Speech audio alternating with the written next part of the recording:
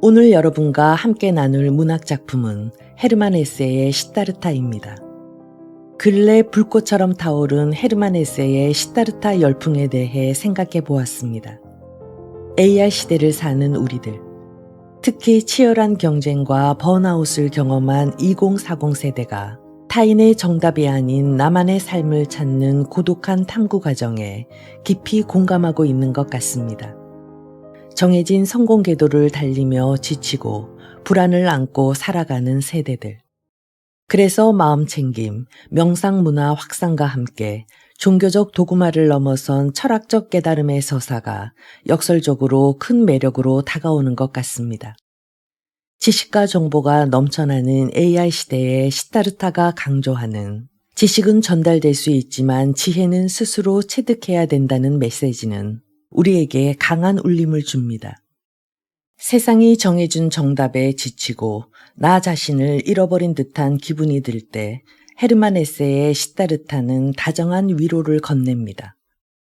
구도자 시다르타가 새 속의 부와 사랑, 절망을 거쳐 마침내 강물 소리에서 삶의 깨달음을 얻어가는 여정.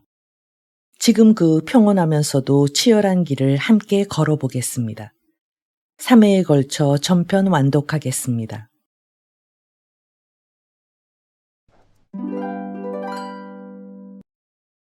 제1부 존경하는 벗 로망 롤랑에게 바치다.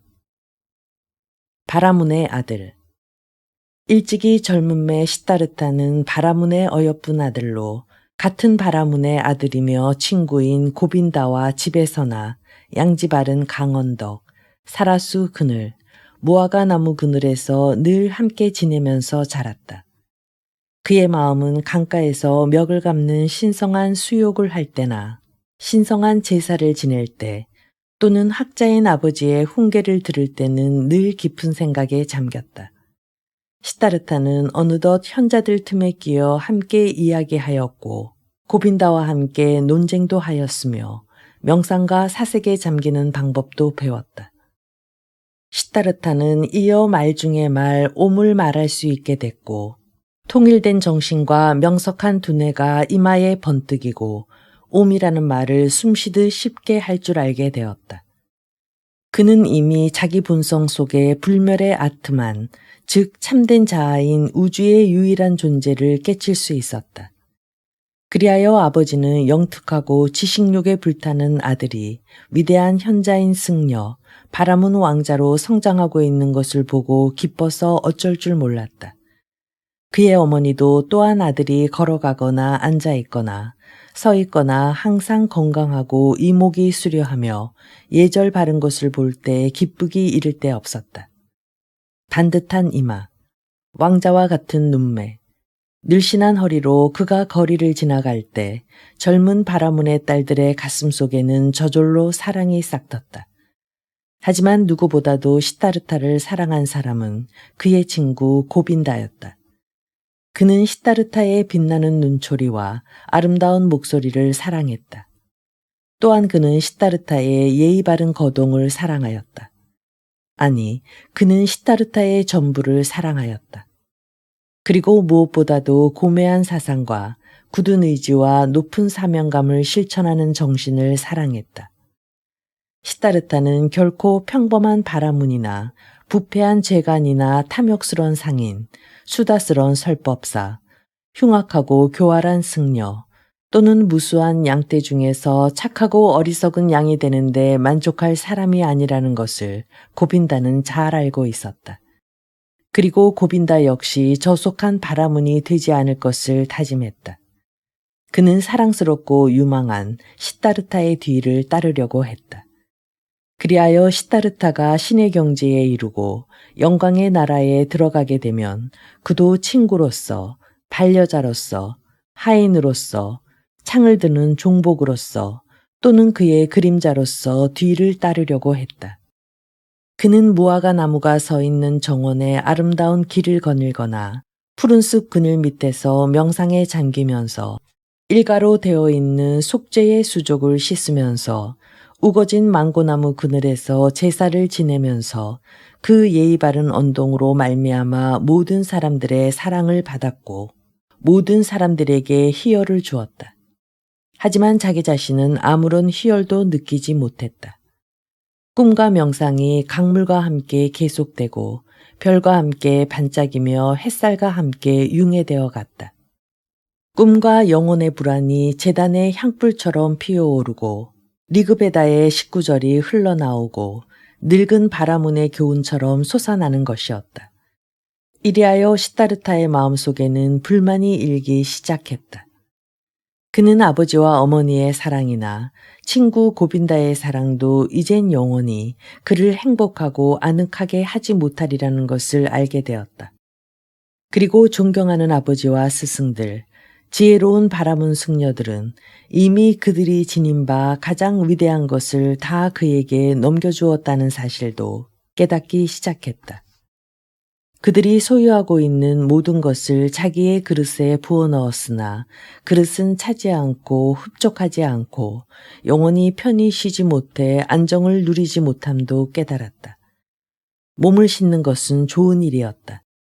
하지만 몸을 씻어주는 것은 단순한 물이어서 그 물은 죄를 씻어주지 못하고 마음의 갈증을 죽여주지 못해서 불안을 해소시키지 못했다. 신에게 제물을 드리고 기도를 올리는 것은 좋은 일이었다. 그러나 그것으로 족할까? 제사를 드려 과연 행복해질 수 있을까? 그리고 그것은 신들과 무슨 관계가 있을까?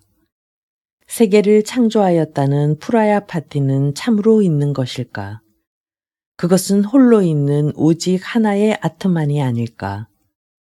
신도 인간의 제약을 받는 시간과 마찬가지로 만들어진 덧없는 피조물이 아닌가.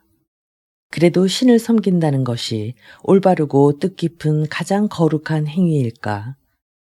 다른 누구를 섬긴단 말인가? 그를 유일한 아트만을 섬기고 숭배하는 것 외에 다른 누구를 섬기고 숭배한단 말인가? 그리고 가슴 깊이 간직한 각자의 마음속을 떠나 어디서 아트만을 찾을 것인가? 그곳을 떠나 어디에 아트만이 살며 그 영원한 심장이 고동칠 것인가? 이 나, 이 가장 깊은 나, 이 궁극의 나는 어디에 있는 것인가? 그건 살도 뼈도 아니요, 생각도 의식도 아니라고 현자들은 가르쳤다. 그렇다면 그것은 어디 있는 것일까? 아트만이 있는 그곳에 이르려면 다른 길을 찾아야 하는 것이 아닐까. 그러나 아버지도 선생님도 학자들도 신성한 신의 찬미자들 그 아무도 그 길을 가르쳐주는 사람은 없었다. 바라문과 그들의 성전은 모든 것을 알고 있었다. 또 그들은 모든 것에 대하여 알려고 애썼다. 무엇보다도 세계의 창조, 언어의 발생, 식물, 호흡, 감각의 질서, 신들의 거동 등등 많은 것을 알고 있었다. 하지만 만일 인간이 유일자, 가장 중대한 자, 단 하나의 절대자를 모른다면 이 모든 것을 안들 무슨 소용이 있단 말인가. 하긴 성전에 들어있는 많은 시, 그 중에서도 창가로 제식에 쓰는 페타의 우파니샤드인 사마베다. 사마베다에 있는 훌륭한 시들은 이 가장 궁극의 굴레를 많이 노래했다. 거기에는 너의 정신은 전 세계인이라 라고 쓰여 있고 인간은 곤히 잠들었을 때 가장 깊은 세계에 들어갈 수 있으며 아트만에 거처할 수 있다고 쓰여 있다. 이 시에는 놀라운 지혜가 담겨 있다. 최고의 현자들의 모든 지식이 마술적인 언어로 표현되어 있으며 벌들이 모아들인 꿀처럼 순수하게 수록되어 있다. 오랜 세월에 걸쳐 지혜로운 바라문들이 수집하여 보존한 엄청난 지식이므로 아무도 가볍게 보아 넘길 수는 없을 것이다. 그러나 이 심오한 지식을 비단 알 뿐만 아니라 실제를 생활면에서 체험한 바라문이나 승려들은 어디 있으며 현자나 참회자들은 어디 있는가? 아트만 속에 잠자고 있는 것을 깨우쳐 생활로 인도하고 언행으로 구현시킨 해탈자는 어디 있는가? 시타르타는 존경할 만한 숱한 바라문을 알고 있었다. 그는 고결하고 유식하고 존경할 만한 자기 아버지를 누구보다도 잘 알고 있었다. 시타르타의 아버지는 감탄할 만한 사람이었다. 그의 태도는 침착하고 고귀했으며 그의 생활은 결백하고 그의 말은 지혜로웠다. 또한 그의 머리에는 훌륭하고 숭고한 사상이 빛나고 있었다. 그런데 그렇게 유식한 아버지는 과연 행복하고 평화로운 생활을 하고 있는가? 아직도 여전히 탐구하고 갈망하는 사람이 아닌가?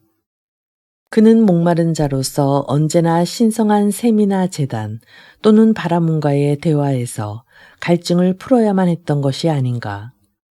왜 날마다 깨끗한 사람이 되려고 애써야만 하는가? 도대체 그에게는 아트만이 없는 것이 아닌가? 그의 마음속에는 셈의 원천이 메마른 것이 아닌가? 인간은 아트만을 찾아내야 한다. 자기의 근원인 아트만을 지니고 있어야 한다. 그 밖의 모든 것은 일체가 탐색이고 왜곡된 길이며 미로의 방황이다. 이리하여 시타르타의 사상은 목마르고 괴로웠다. 그는 때로는 사마베다를 풀이한 우파니샤드에 있는 말을 외우기도 했다. 진실로 만물의 창시자 범천의 이름은 진리로다. 이것을 아는 사람은 나날이 천계에 이르게 되리라. 그는 가끔 천계가 가까워 오는 것을 느꼈다. 하지만 그는 아직 한 번도 그곳에 가보지 못하였을 뿐만 아니라 그 마지막 갈증도 풀어보지 못하였다. 그리고 그가 가르침을 받은 가장 지혜로운 자들 가운데서도 천계에 가본 사람이나 그 갈증을 풀어본 사람은 없었다. 고빈다. 시타르타는 고빈다를 불렀다. 사랑하는 고빈다여, 나와 함께 반얀나무 밑에 가서 묵상하세. 그들은 반얀나무 밑에 가서 한쪽에 시타르타가 앉고 거기서 약 20보쯤 떨어진 바른편에 고빈다가 앉았다. 시타르타는 옴을 부르려고 그곳에 앉았을 때 다음과 같은 시를 입속으로 읊었다. 옴은 활이요 영혼은 살이라. 범은 살의 관역이니 바로 쏘아라. 그 관역을. 일과인 묵상 시간이 끝나자 고빈다는 일어났다. 저녁 때가 되었다. 목욕할 시간이 돌아왔다. 그는 시타르타를 불렀다. 아무 대답도 없었다. 계속하여 묵상하고 있었던 것이다. 그의 두 눈은 멀리 한 점에 고정되어 있고 혀는 it세로 조금 나오고 숨은 쉬지 않는 것 같았다. 이렇게 그는 명상에 잠기고 화살인 영혼은 관역인 범을 향한 채 언제까지나 꼼짝하지 않고 있었다. 어느 날 시타르타가 살고 있는 거리에 바라문교에 반항하여 생긴 교단의 사문도 고행자들이 왔었다. 순례를 떠난 고행자. 창백하고 초췌한 세 사람의 고행자는 그다지 늙지도 젊지도 않은 나이에 전신이 먼지투성이고 피투성이었으며 헐벗고 햇볕에 그을러 있었다. 고독에 쌓여 세상 일에 어둡고 인간 세계를 등진 이방인 같고 여인 이리떼처럼 보였다. 그들의 등 뒤에서는 고요한 정열과 희생적 봉사정신과 가차없이 목숨을 거는 뜨거운 채취가 풍겨오는 듯했다. 그날 저녁 명상 시간이 끝난 뒤 시타르타는 고빈다에게 말했다. 버시어, 나는 내일 아침에 일찌감치 사문들에게로 가려고 하네.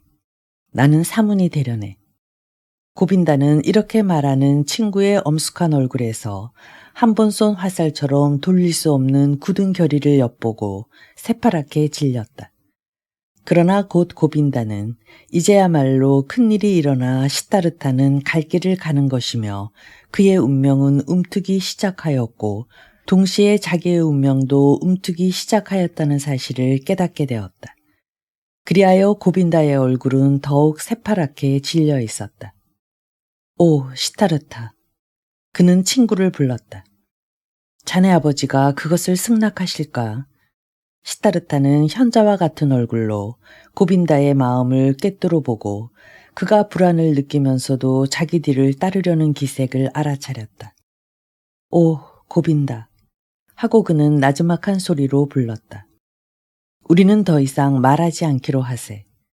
내일 새벽부터 나는 사문의 생활을 시작할 작정이네. 이 문제에 대해서는 더 이러니 저러니 하지 않는 것이 좋겠네. 시타르타는 아버지 방에 들어갔다. 아버지는 돗자리 위에 앉아 있었다. 그는 아버지 등 뒤로 가서 아버지가 인기척을 알아차릴 때까지 잠자코 서 있었다. 그때 바라문인 아버지가 말하였다. 오, 시타르타냐? 무슨 일로 왔느냐? 시타르타는 대답했다. 아버지, 용서해 주십시오. 내일 집을 떠나 고행자들한테 가고 싶다는 것을 말씀드리러 왔습니다. 사문이 되는 것이 저의 소망이오니 허락해 주시기를 바랍니다. 바라문 승려인 아버지는 아무 말도 하지 않고 잠자코 있었다. 침묵이 오래 계속되었다. 방 안에 그 침묵이 깨어질 때를 기다리며 조그마한 들창에 비친 별이 자리를 옮길 때까지 아들은 부동의 자세로 두 손을 깍지진 채 서 있었다. 아버지 역시 돗자리 위에 묵묵히 앉아 있었다. 하늘에서는 별들이 흘러가고 이윽고 아버지가 입을 열었다. 바라문으로서 성급히 화를 낸다는 것은 안 될 말이지만 불쾌해서 견딜 수가 없구나. 다시는 그런 청을 입 밖에 내지 말아라. 아버지는 천천히 자리에서 일어났다. 그러나 시타르타는 여전히 두 손을 모은 채 가만히 서 있었다. 뭘 기다리고 있는 거냐? 아버지는 꾸중하였다. 아버지께서 더 잘 알고 계시지 않습니까? 아버지는 불쾌한 얼굴을 하고 침실로 가서 침대에 들어누웠다. 1시간이 지나도 좀처럼 잠이 들지 않아 자리에서 일어나 서성거리다가 밖으로 나왔다. 그는 조그만 창문으로 여전히 두 손을 모으고 꼼짝도 하지 않는 아들을 바라보았다. 아들의 윗도리가 새하얗게 빛나고 있었다.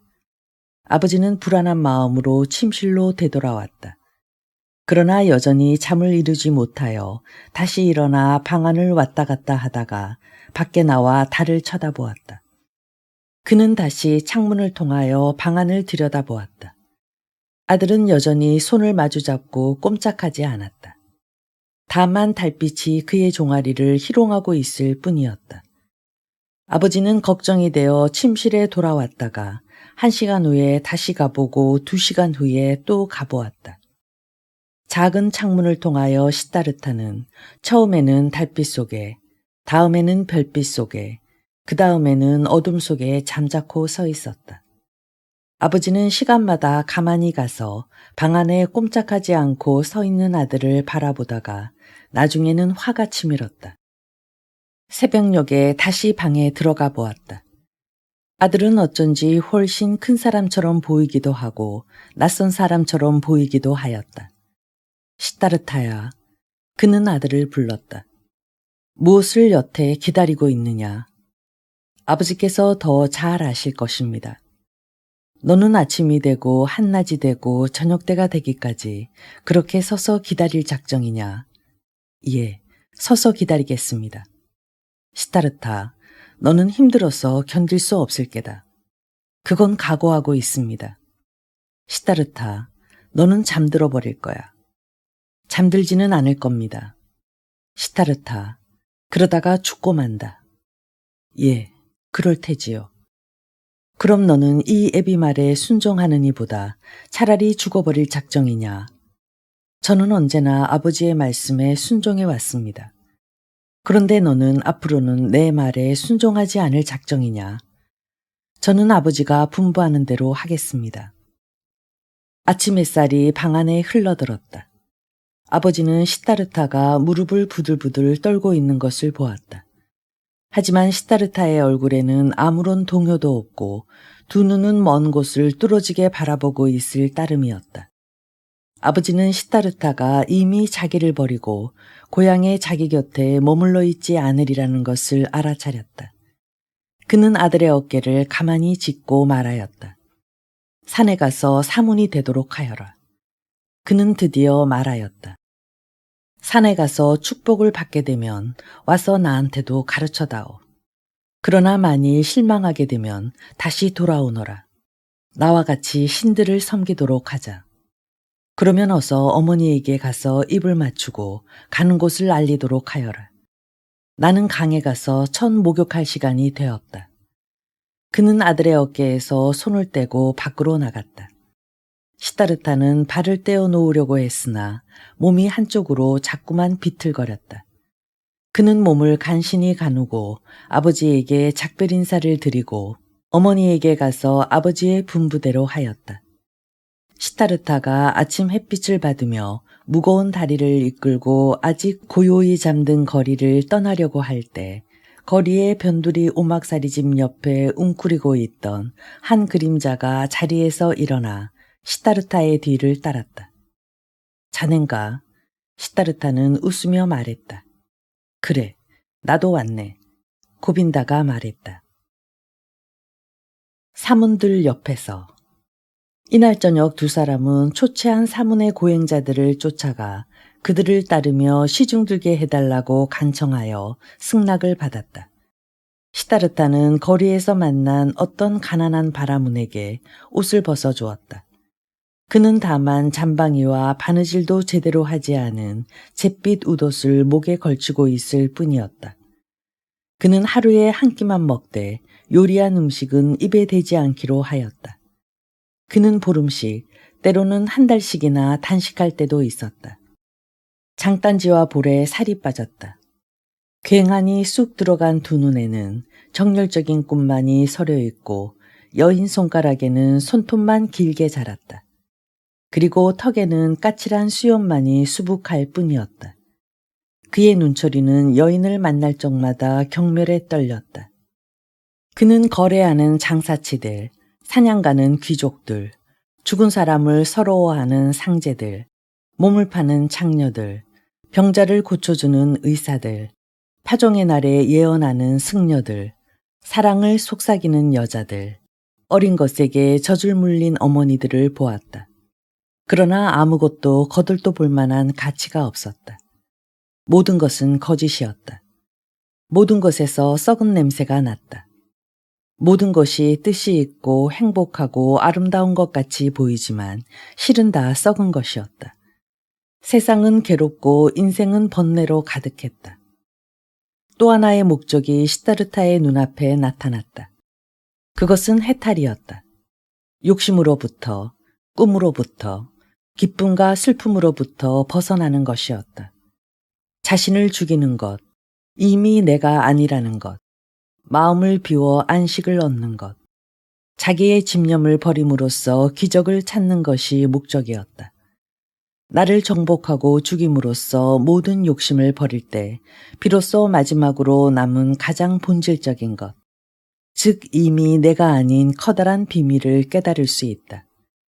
시타르타는 햇살이 직선으로 내리쬐는 양지에 잠자코 서 있었다. 찌는 듯이 뜨겁고 목이 타는 것을 참아가면서 그 괴로움을 잊을 때까지 서 있었다. 그는 비가 내리 퍼부을 때도 그렇게 묵묵히 서 있었다. 빗방울이 머리에서 어깨 위를 퍼붓고 허리를 거쳐 다리로 흘러내렸다. 그러나 이 고행자는 그 어깨와 다리에 싸늘한 감각이 없어질 때까지 참고 그대로 서 있었다. 그는 가시덤불 위에 쭈그리고 앉아 기도하였다. 살갗에서 피가 흐를 만큼 흘러서 더는 흐르지 않고 가시에 찔릴 대로 찔려서 더는 찔릴 데가 없으며 살갗이 아플 대로 아파서 더는 아프지 않을 때까지 그대로 앉아 있었다.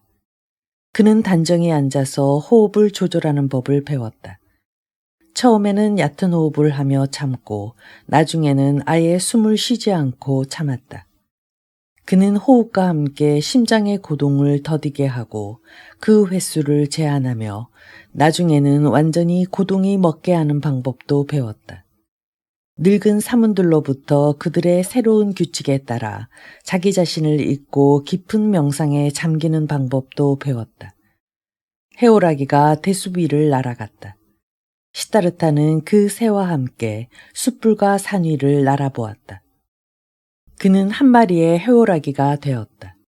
물고기도 잡아먹고 해오라기처럼 배도 고파보았다. 그리고 해오라기의 소리를 하게 되고 해오라기의 죽음도 경험하였다.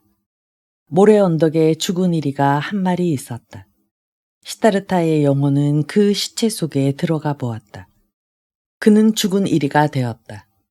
해변에 자빠진 몸뚱이는 썩어서 냄새가 났다. 개가 물어뜯고 매가 쪼아먹었다.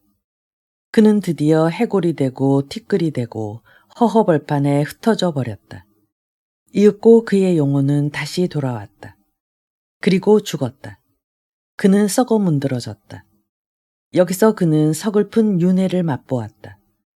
그는 사냥꾼과 같은 새로운 기대를 갖고 윤회에서 벗어나 인가율이 정지되고 아무런 슬픔도 존재하지 않은 영원히 시작되기를 기다렸다. 그는 모든 욕심을 버리고 모든 기억을 버렸다.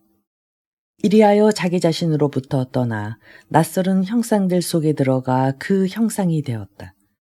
짐승도 되고 썩은 고기도 되고 돌도 되고 나무도 물도 되어 보았다. 하지만 번번이 자기 정신으로 되돌아오곤 하였다. 태양은 여전히 눈부시고 달은 밝았다. 그는 자신으로 되돌아왔다. 윤회 속을 돌며 목마름을 느끼고 그 목마름을 극복하면 새로운 목마름을 느껴야 하는 것이었다. 그는 사문들로부터 많은 것을 배웠다. 자기에게서 벗어나는 여러 가지 길을 알게 되었다. 고통을 통하여 자기를 잊으려 하였다. 자진하여 괴로움과 기아와 기갈과 피로를 맛보고 이를 정복하여 자기를 극복하려고 하였다. 명상에 잠겨 모든 사물에 대한 욕심을 몰아냄으로써 자기를 버리려고 하였다. 그는 여러 가지 방법으로 수천 번이나 자기를 잊어버렸다. 몇 시간씩, 때로는 며칠 동안도 무아의 경지에 머물 수 있었다. 하지만 나를 잊는다고 해도 나중에는 언제나 다시 나로 되돌아오게 마련이었다. 시타르타는 수없이 자아에서 벗어나 무도 되고 동물도 되고 돌도 될 수 있었으나 자아로 돌아가는 것은 피할 수가 없었다. 그러므로 햇빛에서, 달빛 아래서, 그늘 밑에서 혹은 비오는 날에 시타르타 자신으로 다시 돌아가 어쩔 수 없이 윤회의 괴로움을 맛보게 되었다. 그의 옆에는 고빈다가 언제나 그림자처럼 따르고 있었다. 고빈다도 그와 같은 길을 걸으며 수도에 힘쓰고 있었다. 그들은 봉사하고 수련하는 일에 필요한 말을 제외하고는 서로 별로 말이 없었다. 그들은 간혹 자기네와 스승들의 양식을 얻기 위해 함께 마을에서 마을로 동냥을 하며 돌아다니기도 하였다. 하루는 시타르타가 동냥을 하면서 고빈다에게 물었다. 자네는 어떻게 생각하나? 우리는 과연 돌을 닦으러 멀리 이곳까지 왔다고 할 수 있을까? 그 목적지에 도달했다고 볼 수 있을까? 우리는 그동안에 배운 것이 많으네. 그러나 앞으로 더 많이 배우게 될 걸세. 시타르타, 자네는 위대한 사문이 될 걸세. 자네는 늙은 사문들도 놀랄 만큼 어려운 고행을 익혔네. 시타르타, 자네는 반드시 성자가 될 걸세. 고빈다, 나는 그렇게 생각하지 않네. 여태까지 사문한테서 배운 것들을 더 빨리, 더 간단히 배울 수도 있었을 걸세. 창녀들이 득실거리는 술집 출입을 하였던들, 노동자들이나 도박꾼들과 어울렸던들, 좀 더 빨리, 또 간단히 배웠을 걸세. 고빈다는 반문하였다. 시타르타, 그런 실없는 농담은 그만두게. 그런 건달패들과 어울려서 어떻게 명상의 도를 옳게 닦는단 말인가. 호흡이 정지되는 법과 굶주림과 괴로움을 잊는 법을 어떻게 배울 수 있단 말인가. 그러자 시타르타는 자기 자신에게 타이르듯 나지막하게 말하였다. 명상이란 무엇인가? 육신을 버린다는 것은 무슨 뜻인가? 단식과 호흡 중지가 다 뭔가? 그것은 모두가 자기에게서 도피하는 것이라네. 그리고 인생이 괴롭고 무의미함을 잊으려는 경솔한 마취에 지나지 않네. 그런 천박한 도피나 마취쯤 목자가 주막집에서 몇 잔의 술을 마시거나 끓는 야자유를 마시면서도 얻을 수 있네. 그러면 자기를 잊고 살아가는 고통을 잊을 수 있지. 그리하여 일시적인 마취에 빠지게 되네. 술잔을 들고 졸고 있을 때에도 우리가 오래 도를 닦음으로써 육신을 벗어나 무아의 경지에 이를 때의 세계를 찾아볼 수 있네. 고빈다, 모든 일의 이치는 그런 거라네. 오, 친구, 말은 그렇게 하고 있지만 자네는 목자가 아니네. 사문과 술꾼이 다른 것도 사실이 아닌가.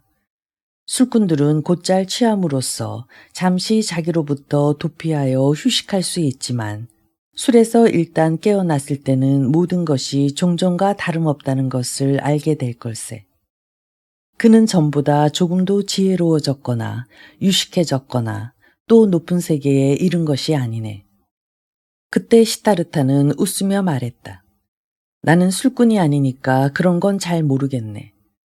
나는 고행과 묵상으로 일시적인 마취에 이르는 법은 배웠지만 아직도 뱃속에 있는 어린애를 면치 못하고 있네. 나는 도를 깨치고 구원에 이르기에는 아직도 거리가 멀다는 것을 알고 있네. 고빈다. 나는 그것을 분명히 알게 되었네. 1분 만에 이해하는 아트만. 여기서 잠깐 시타르타를 이해하는 데 중요한 한 가지 개념을 짚고 넘어가겠습니다. 앞에서부터 계속 등장하는 말이 있습니다. 아트만. 이 아트만이라는 말이 어렵게 느껴질 수 있는데요. 아트만은 내 영혼의 가장 깊은 곳에서 존재하는 진정한 나, 참 자아이자 우주 전체의 근원과 맞닿아 있는 불멸의 본성입니다. 바다 위의 파도가 겉으로 보이는 나라면 그 깊은 바닷속 본체가 바로 아트만입니다. 파도는 매번 모양이 바뀌고 사라지지만 바다라는 본질은 변하지 않는 것과 같습니다. 시타르타가 고행을 하고 브라만의 지식을 섭렵했던 이유도 겉껍데기 같은 파도를 던져버리고 즉 세속적 욕망과 일상적 나를 벗어던지고 내면 깊숙이 숨어있는 진짜 바다, 즉 아트만을 만나기 위해서였습니다. 그 후 어느 날 두 사람이 스승들의 식량을 얻으러 산에서 마을로 내려올 때 시타르타가 이렇게 말했다. 오, 고빈다. 자네는 어떻게 생각하나? 아직도 윤회를 피하려고 하는 우리는 지금 올바른 길을 걷고 있는 것일까? 도를 깨치는 지경에 가까이 이르고 있을까?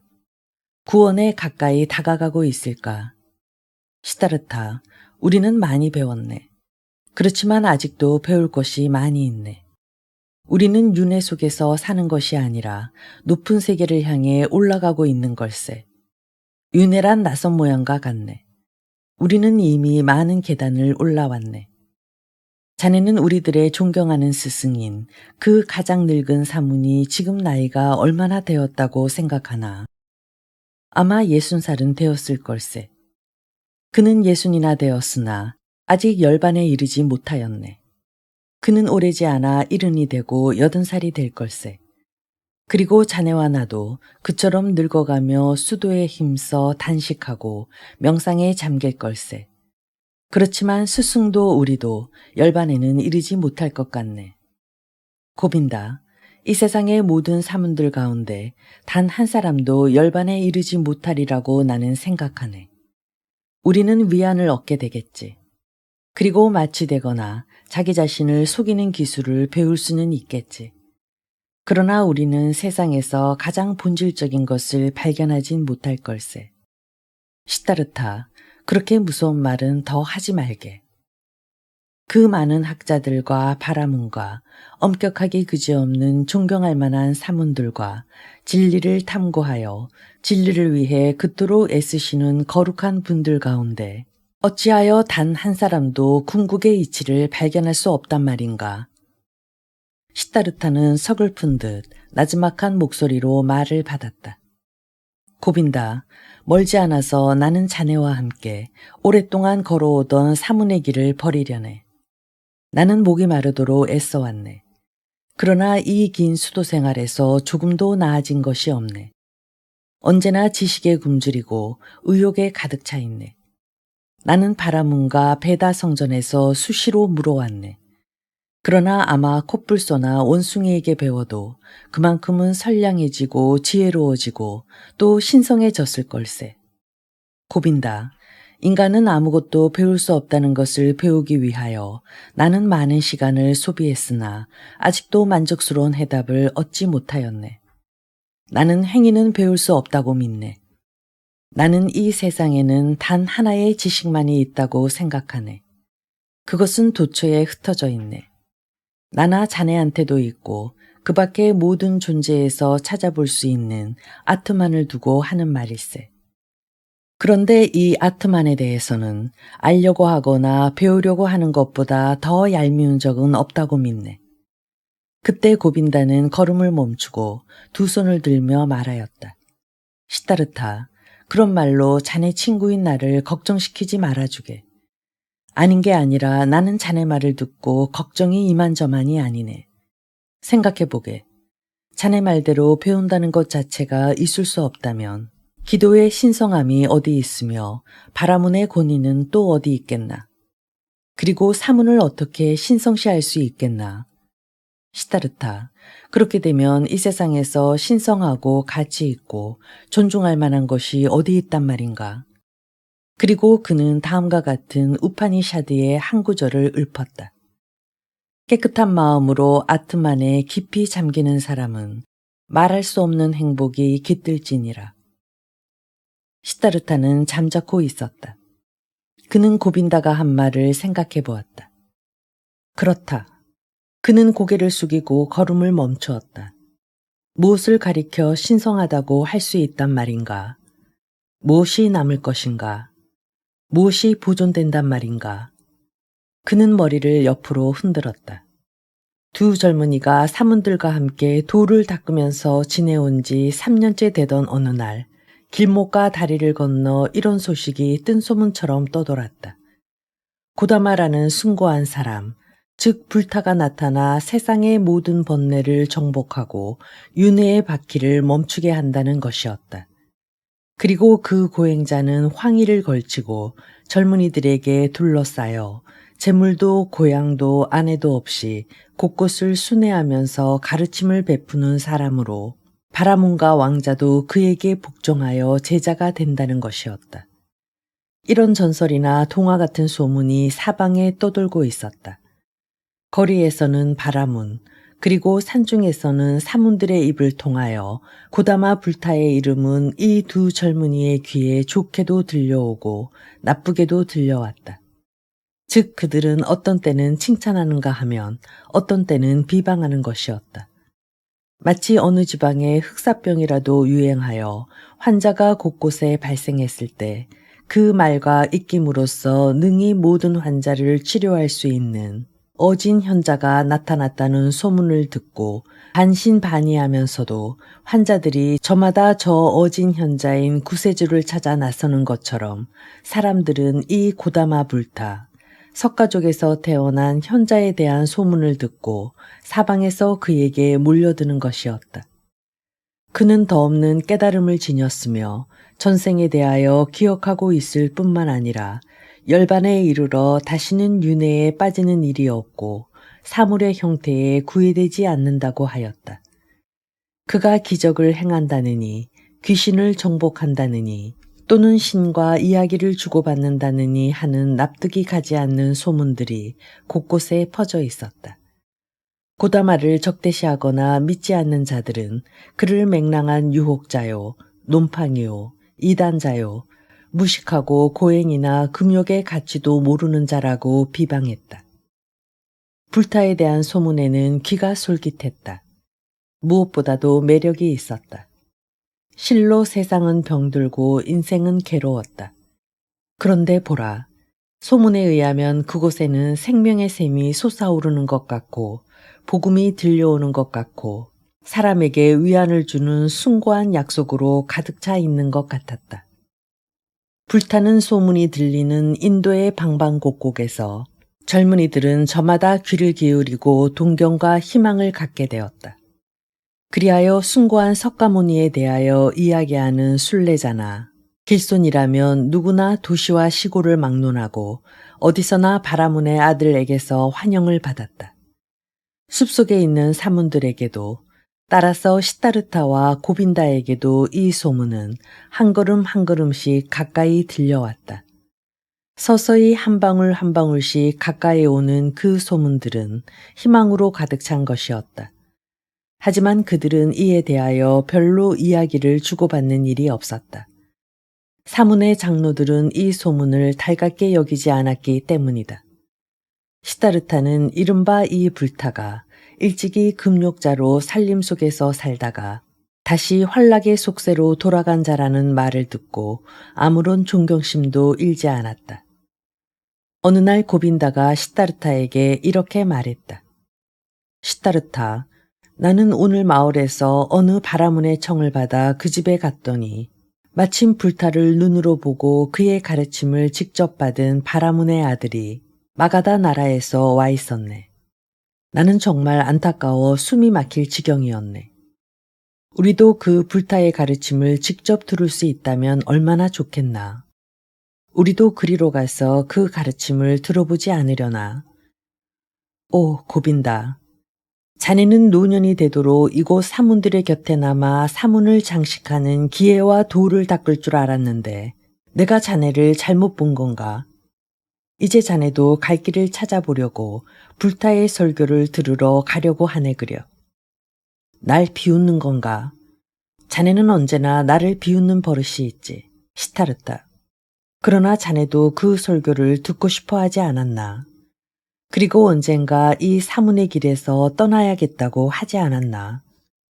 그러자 시타르타는 슬픔과 조소를 머금은 듯한 말투로 순웃음을 지으며 말했다. 고빈다, 자네 말이 옳네. 그리고 자네는 내가 이렇게 말한 것도 기억하고 있을 걸세. 즉 나는 스승으로부터 가르침을 받고 배운다는 것 자체에 의문을 느끼고 스승의 말을 믿지 않는다는 것을. 어쨌든 자네 말대로 해보세. 우리는 그의 가르침 가운데서 알맹이는 이미 맛보았을 테지만 어디 한번 들어보기로 하세. 그렇게 생각하니 반갑네. 그런데 그렇게 말했지만 어떻게 그것이 가능할지. 고다마의 설교를 듣기도 전에 어떻게 그 알맹이를 맛볼 수 있었나. 우리는 우선 그 열매를 맛보기로 하세. 그리고 그 다음을 기다려보세. 고빈다. 그 맛이 우리를 사문들에게서 떠나게 하면 그건 진짜 열매일세. 고다마가 우리에게 과연 더 좋은 열매를 줄 수 있을는지 조용히 기다려보기로 하세. 이날 시타르타는 친구와 함께 사문의 장로를 찾아가 젊은 제자답게 예절을 갖추어 겸손한 태도로 떠나겠다는 뜻을 전하였다. 사문은 두 청년이 자기를 버리고 떠나려는 것에 대해 격분한 어조로 크게 꾸짖었다. 고빈다는 어쩔 줄을 몰라 했다. 그러나 시타르타는 친구의 귀에 이렇게 속삭였다. 지금이야말로 이 늙은이에게 매서운 것이 무엇인가를 보여주어야겠네. 그런 다음 그는 늙은 사문 앞에 가까이 다가가서 정신을 가다듬고 그의 눈동자를 뚫어지게 노려보며 술법으로 그를 결박하여 벙어리로 만들고 의지를 잃게 하여 자기의 뜻에 순응하도록 하였다. 이리하여 그는 시타르타가 원하는 대로 고분고분 따랐다. 그는 몇 번이나 고개를 숙여 축복하고 그들의 경건한 소원을 더듬거리며 승낙했다. 다른 젊은이들도 그에게 사의를 표하고 앞날을 축복한 후에 그곳을 떠났다. 도중에 고빈다가 말하였다. 오, 시타르타, 자네는 사문에게 배운 것이 나보다 많네 그려. 늙은 사문에게 술법을 걸기란 여간 어려운 일이 아닐 텐데. 그곳에 더 머물러 있었더라면 무리를 걸어가는 법도 곧 배우게 되었겠네 그려. 늙은 사문들은 그런 기회를 배우는 것으로 만족하겠지만 나는 그런 건 바라지 않네. 하고 시타르타는 대답하였다. 고다마. 사바티 거리에서는 어린이들까지도 불타의 이름을 알고 있었다. 그리하여 고다마의 젊은 제자들이 동량을 오면 집집마다 그릇을 가득 채워주었다. 이 거리 부근에 고다마가 즐겨 거처하는 기원의 숲이 있었다. 그것은 불타의 제자가 된 부유한 상인 안나 타핀타카가 스승과 제자들을 위해 스스로 제공한 것이었다. 두 젊은 고행자는 고다마가 거처하는 곳을 찾아가는 도중 그 고장에 대하여 여러 가지 이야기를 주고받았다. 그들은 사바티에 도착하여 맨 처음에 동량을 구한 집에서 요기를 하였다. 시다르타는 그 집 안주인에게 물었다. 자비로운 부인이여, 저희들은 산에서 온 사문입니다. 불타가 어디 계신지 알 수 없을까요? 완전한 인격자인 그를 만나 가르침을 들으려고 합니다. 산에서 온 사람들이여, 잘 오셨습니다. 그곳에는 그분의 설교를 들으려고 사방에서 모여드는 수많은 사람들을 위해 거처를 마련해 두었으니까 당신들은 거기서 지낼 수 있을 겁니다. 라고 부인은 친절히 대답해 주었다. 시다르타는 기뻤다. 그리고 어쩔 줄을 모르며 큰 소리로 말하였다. 그런가요? 그러면 저희들은 목적지까지 다 온 셈이군요. 댁은 실로 순례자의 어머니와 같습니다. 그분을 알고 계시나요? 눈으로 직접 보셨나요? 그 부인은 대답했다. 여러 번 뵈었지요. 몸에는 누런 옷을 입으시고 거리를 돌아다니시며 집집마다 문 앞에 가서 말없이 동냥을 하여 그릇에 그 동냥을 받아가지고 곧 떠나곤 하지요. 고빈다는 정신없이 듣다가 몇 마디 물으려고 하였으나 시타르타가 떠나자고 재촉하여 그만두었다. 기원으로 향하는 순례자들과 고다마 교단의 승려들이 적지 않았으므로 더는 길을 물을 필요가 없었다. 그들은 밤에 기원에 도착했다. 숙소를 찾아드는 사람들의 말소리가 요란스럽게 들려왔다. 숲속에서 지내던 두 사무는 곧 거처를 찾아 아침까지 푹 쉬었다.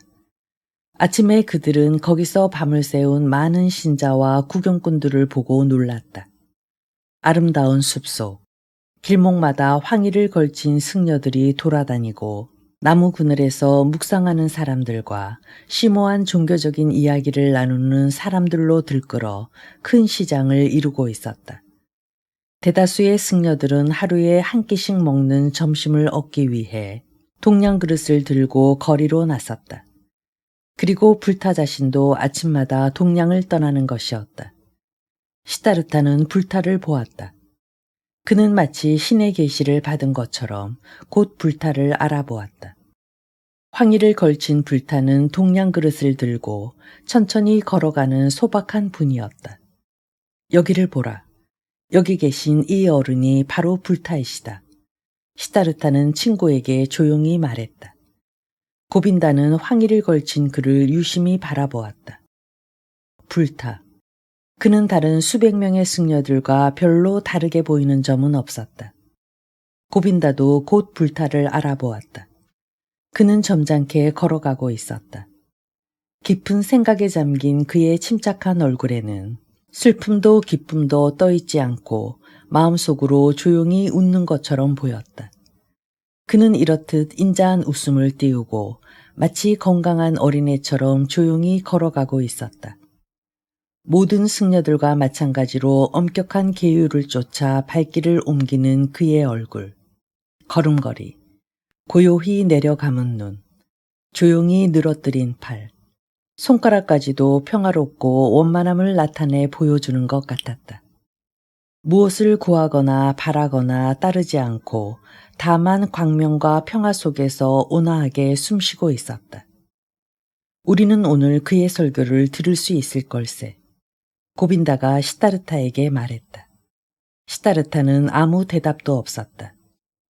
그는 불타의 설교에 별로 흥미를 느끼지 못했다. 새로운 것을 배우리라고 기대할 수 없었기 때문이다. 그는 간접적으로나마 다른 여러 사람으로부터 고빈다와 함께 몇 번이고 불타의 설교 내용을 전해 들었던 것이다. 하지만 시다르타는 유심히 고다마의 머리, 어깨, 발, 그리고 조용히 늘어진 팔을 보고 그의 손가락 마디까지도 그대로 산 교훈을 나타내 보여주고 있음을 알아차렸다. 온몸으로 말을 하고 호흡을 하고 향기를 발산하는 그 몸 자체가 진리로 빛나고 있었다. 말하자면 머리끝에서 발까지 그대로 진리 덩어리였다. 아무튼 그는 그토록 거룩하게 보였다. 시다르타는 일찍이 이분을 존경한 만큼 누구를 존경해 본 일이 없었고 사랑해 본 일도 없었다. 두 젊은이는 불타의 뒤를 따라 거리까지 갔다가 묵묵히 그대로 돌아왔다. 그들은 그날은 하루 종일 식사를 하지 않으리라 생각했다. 그들은 고다마가 돌아오는 것을 보았다. 젊은 제자들과 함께 식사를 하는 것도 보았다. 그가 새도 배부르지 않을 정도로 적게 먹고는 망고나무 그늘로 돌아가는 것을 보았다. 두 젊은이는 저녁이 되자 한낮의 더위가 가라앉아 활기를 되찾은 사람들이 모여있는 곳에 이르러 불타의 가르침을 들었다. 그의 목소리는 대단히 명랑했다. 안식과 평화가 깃들어 있는 목소리였다. 그는 번뇌에 대하여 설교를 했다. 번뇌의 원인과 거기서 해탈하는 방법에 대한 설법이 침착하고 조용한 목소리를 타고 낭낭하게 들려왔다. 인생은 고해다. 이 세상은 괴로움에 가득 차 있다. 그러나 그 괴로움에서 벗어날 길이 열렸다. 불타는 부드러우면서도 힘차고 차분하게 설교를 마치고 나서 불교의 실천 원리인 사제와 팔정도에 대하여 비유를 해가며 평범한 방법으로 되풀이하여 가르쳤다. 그의 말소리는 햇살처럼 혹은 밤하늘에 반짝이는 별빛같이 청중들의 귀에 엄숙하고 성스럽게 들려왔다. 불타가 설교를 마쳤을 때는 이미 날이 저물어 밤이 되었다.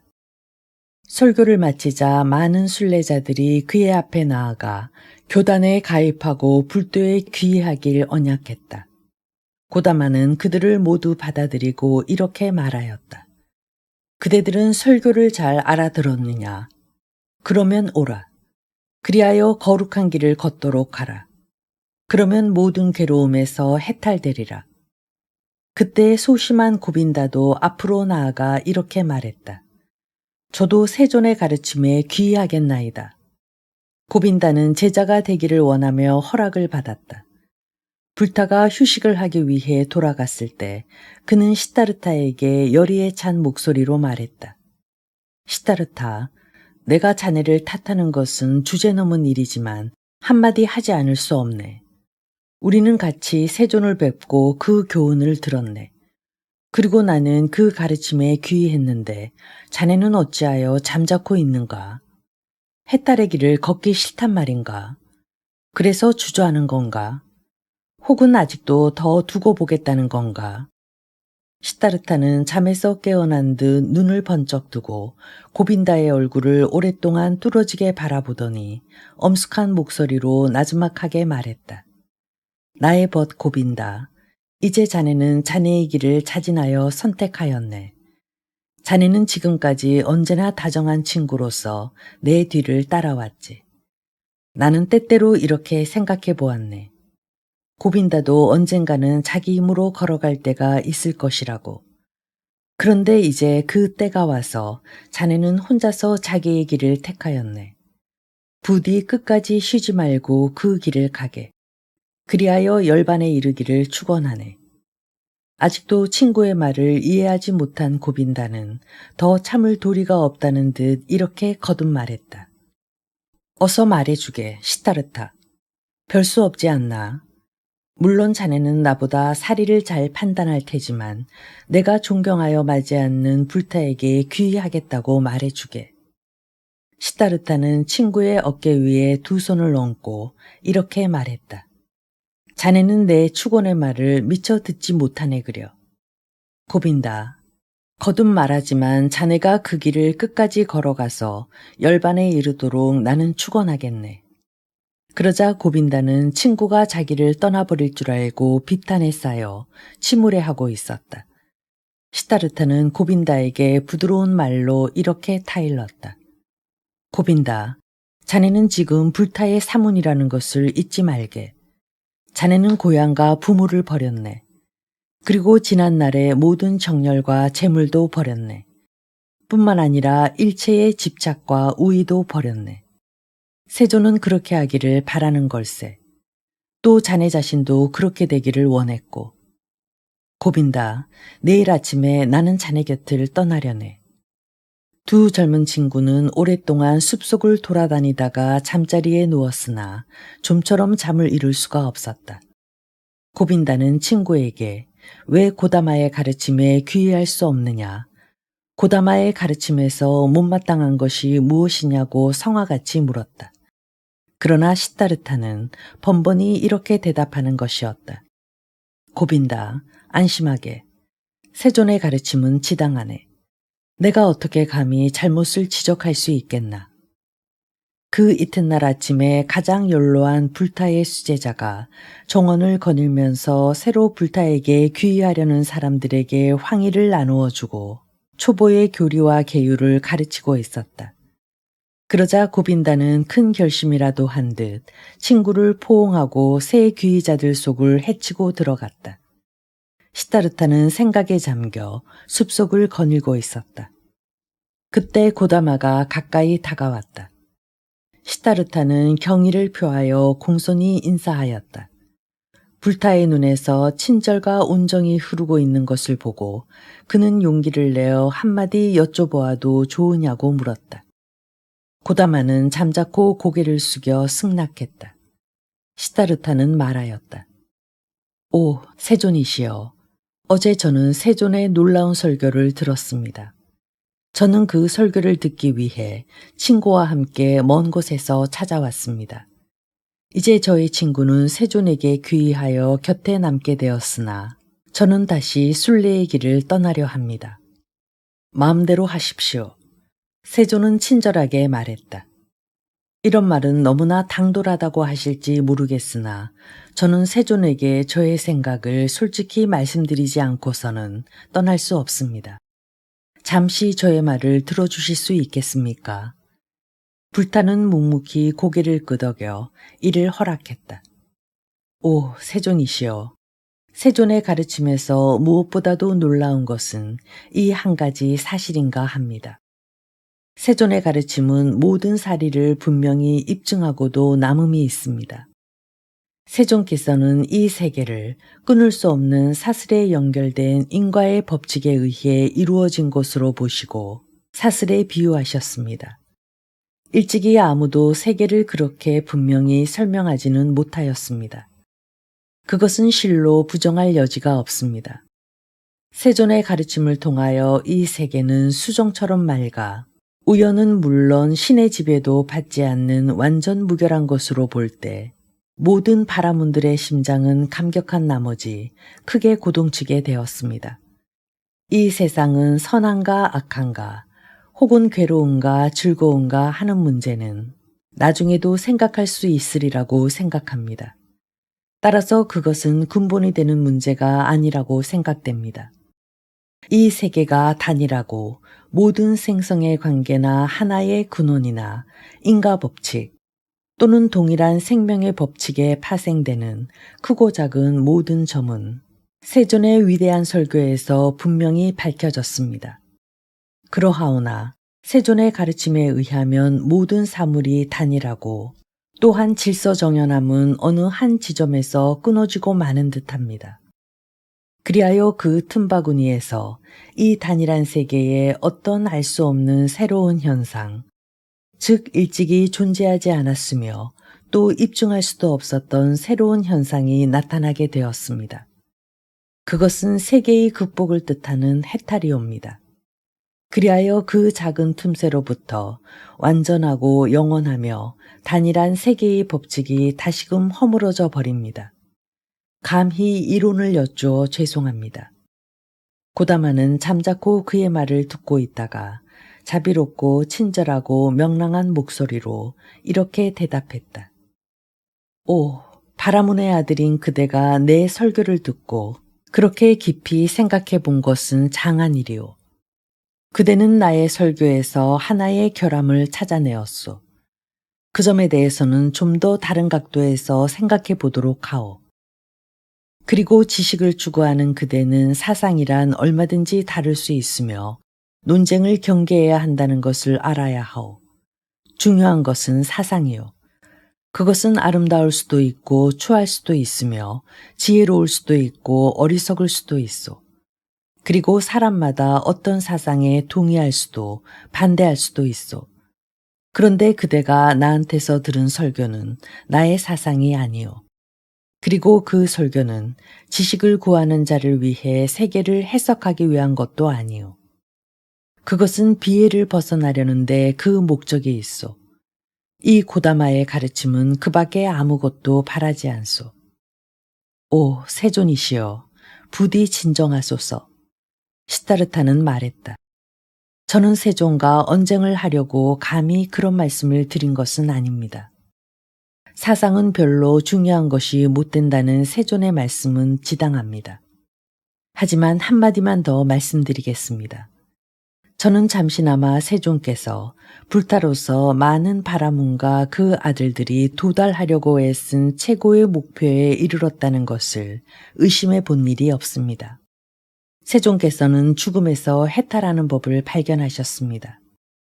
그것은 세존의 독특한 탐구 방법, 즉 명상이나 참선, 인식, 각성 등을 통하여 이루어진 것이지 깨달음을 통해서 이루어진 것은 결코 아닙니다.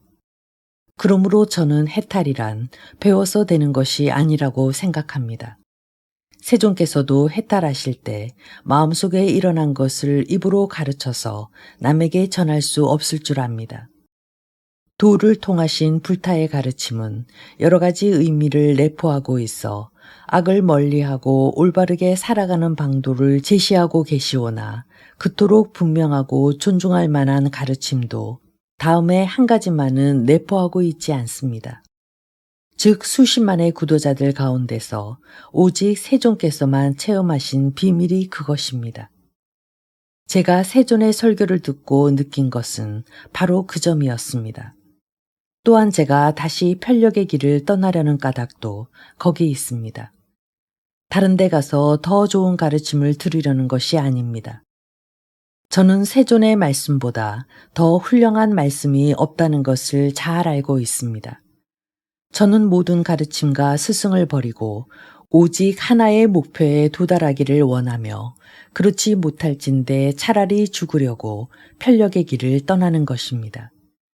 그러나 앞으로 거룩하신 어른을 저의 눈으로 목격한 이 시간만은 잊지 않고 늘 회상하게 될 것입니다. 불타의 눈은 땅을 뚫어지게 바라보고 있었고 불타의 헤아릴 수 없는 얼굴에는 차분한 빛이 가득 감돌고 있었다. 그대의 생각에 잘못이 없기를 바랄 따름이요. 세존은 친절히 말을 이었다. 그 목적에 도달하기를 바라오. 그런데 그대는 나의 사문들, 나의 가르침에 귀의한 많은 형제들을 보았지요. 그대는 이들이 그 가르침을 버리고 속세의 쾌락에 젖는 것이 더욱 좋은 일이라고 믿고 있소. 아니옵니다. 시타르타는 대답했다.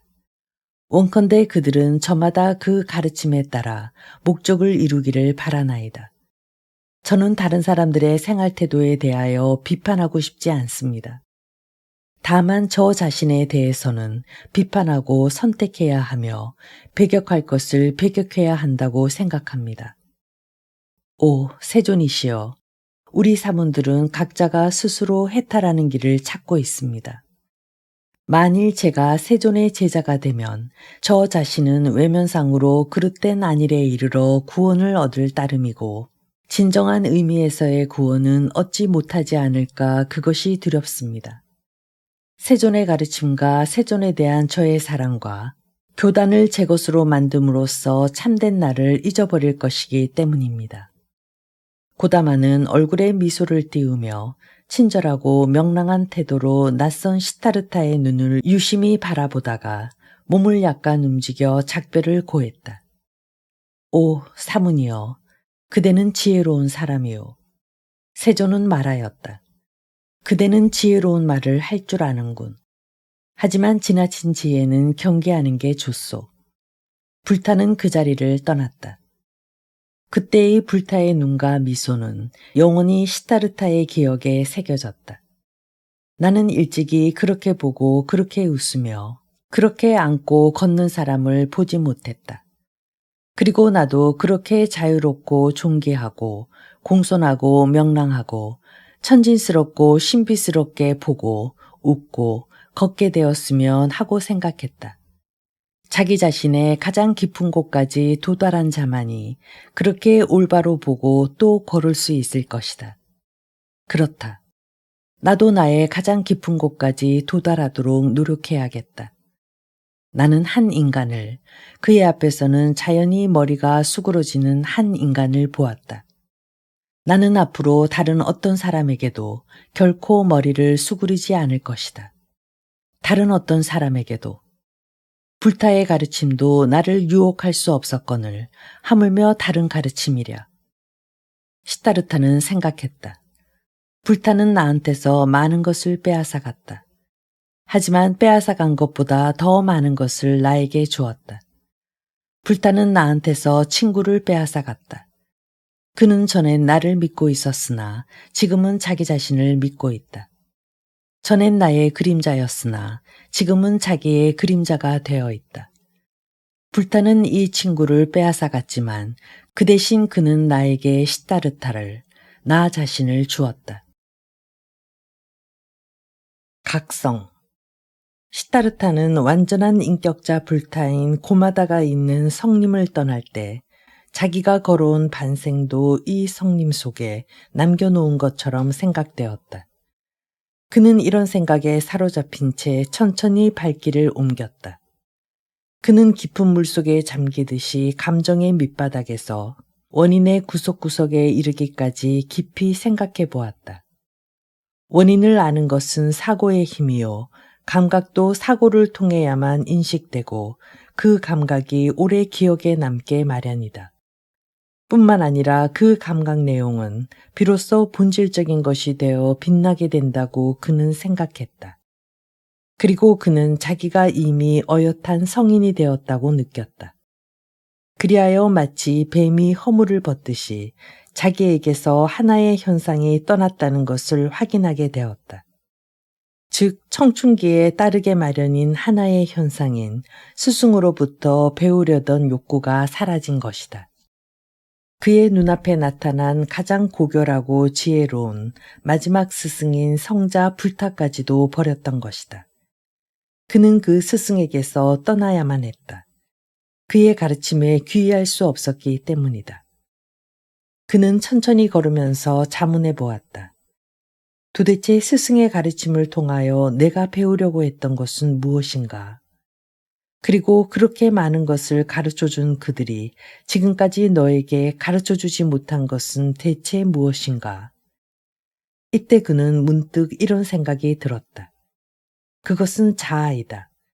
나는 그 의미와 본질을 알려고 했던 것이다. 내가 피하려고도 하고 동시에 정복하려고도 한 것이 바로 이 자아였다. 그러나 나는 그것을 속이거나 거기서 도피하여 한때 숨을 수는 있었어도 정복할 수는 없었다. 세상에서 이 자아만큼 내 생각을 괴롭힌 것은 없었다. 내가 남과 구별되어 따로 살고 있다는 이 수수께끼 같은 사실처럼 알기 어려운 것은 없었으며 또한 이 세상에서 다른 무엇보다도 나, 시타르타에 대하여 아는 것이 가장 적은 형편이다. 그는 여기까지 생각하고 천천히 걸어가던 발길을 멈췄다. 그러자 하나의 새로운 생각이 머릿속에 떠올랐다.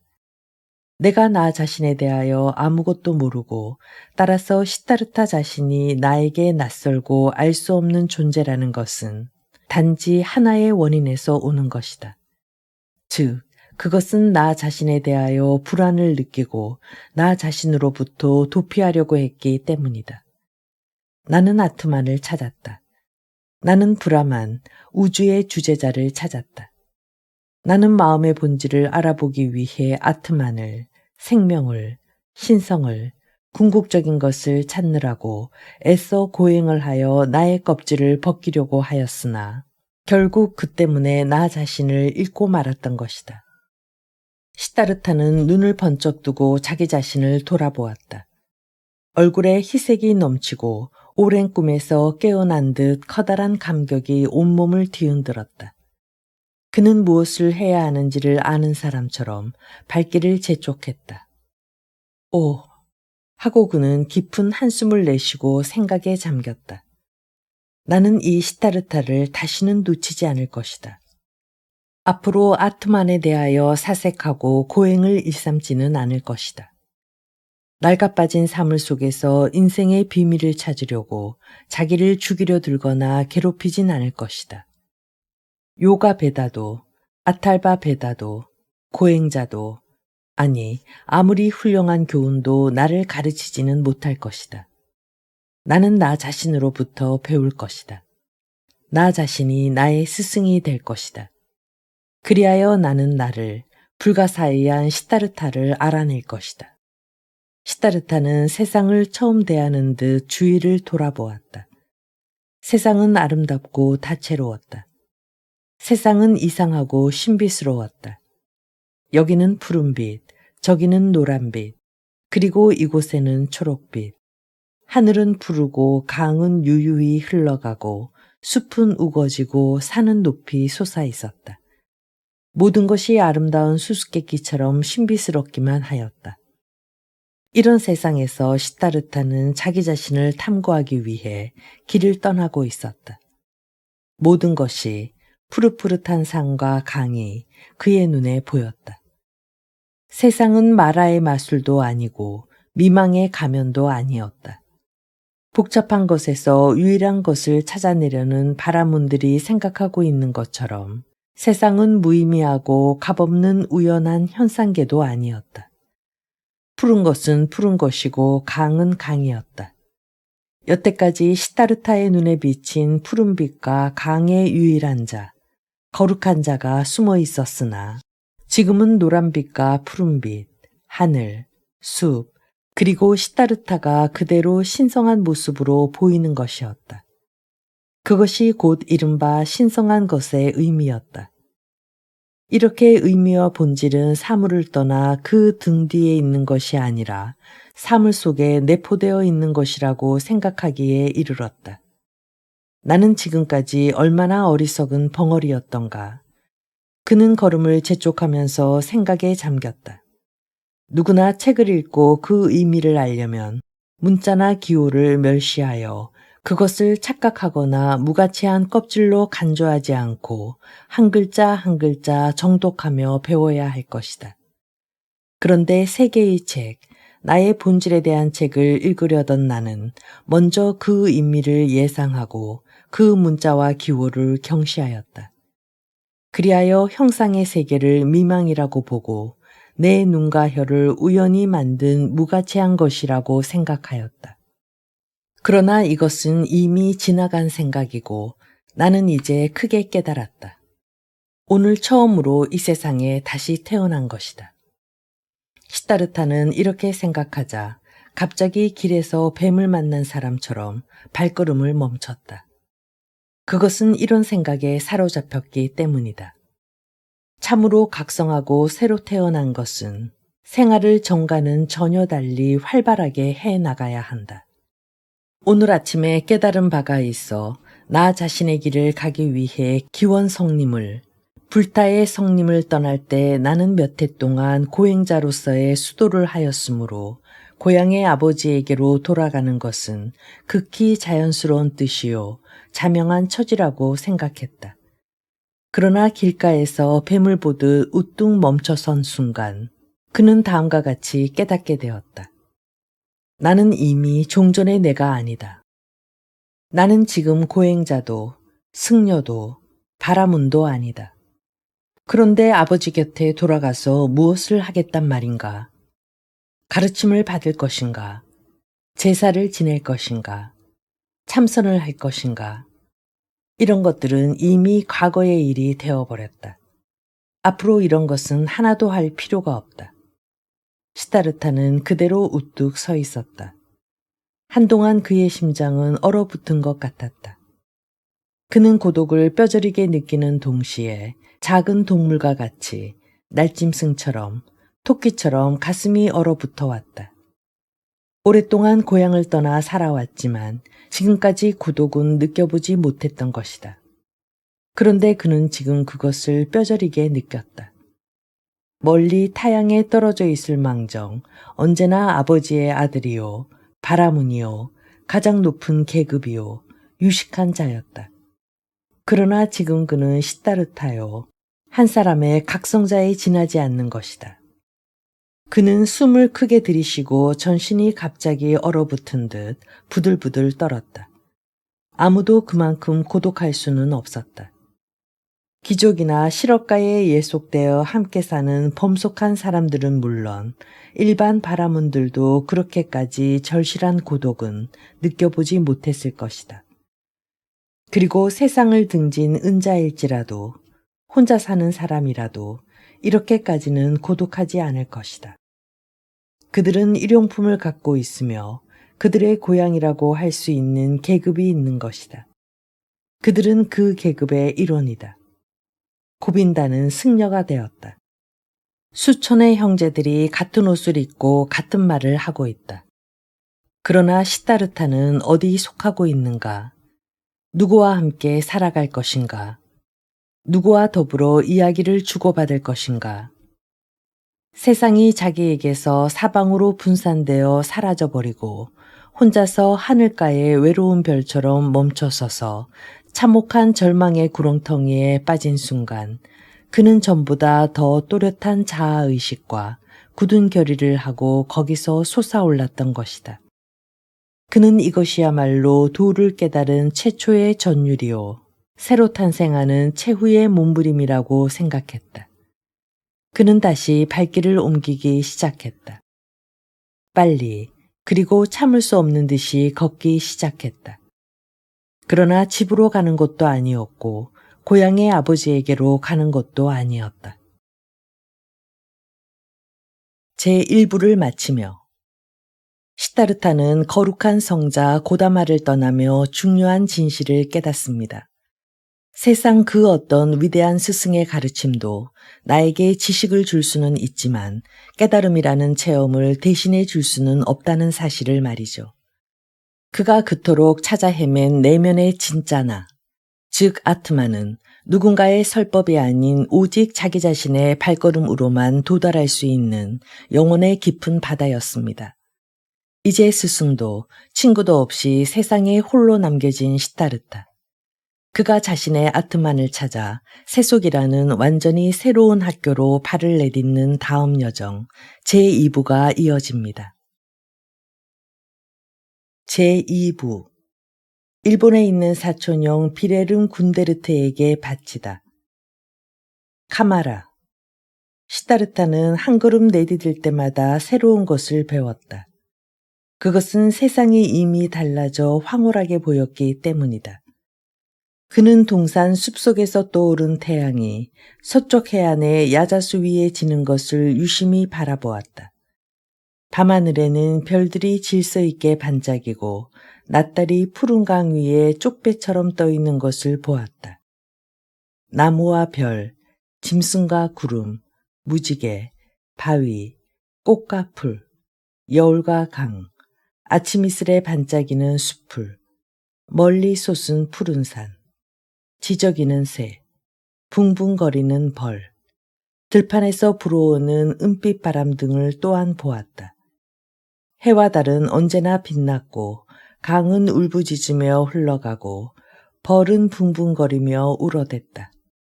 하지만 지금까지 시타르타에게는 이 모든 것이 그의 눈을 가려 본체를 감추는 일시적인 허망한 가상으로밖에 보이지 않았다. 따라서 그것들은 사물의 본체가 아니며 본체는 그 사물 뒤에 있는 것으로 생각해왔다. 그리하여 눈에 보이는 사물들은 곧 없어져 버리는 것으로 여겨졌던 것이다. 그러나 해탈된 지금에 와서는 그것들을 올바로 보고 인식하게 되었다. 그는 이 세상에서 고향을 찾아내고 본체를 구하거나 내세를 바라지 않았다. 아무것도 구하는 것이 없이 어린애와 같이 만물을 바라볼 때 세상은 더없이 아름다웠다. 달과 별, 강과 언덕, 숲과 바위, 산양과 갑충, 꽃과 나비 등 모두가 아름답게 보였다. 이렇게 깨달으며 어린애처럼 의욕을 느끼는 일 없이 살아간다는 것은 세상을 아름답고 사랑스럽게 보는 길이었다. 머리 위를 비치는 태양도 숲 그늘의 서늘한 느낌도 종전과는 달라 보이고 시내와 연못과 호박과 바나나도 그 향기가 전혀 달라 보이는 것이었다.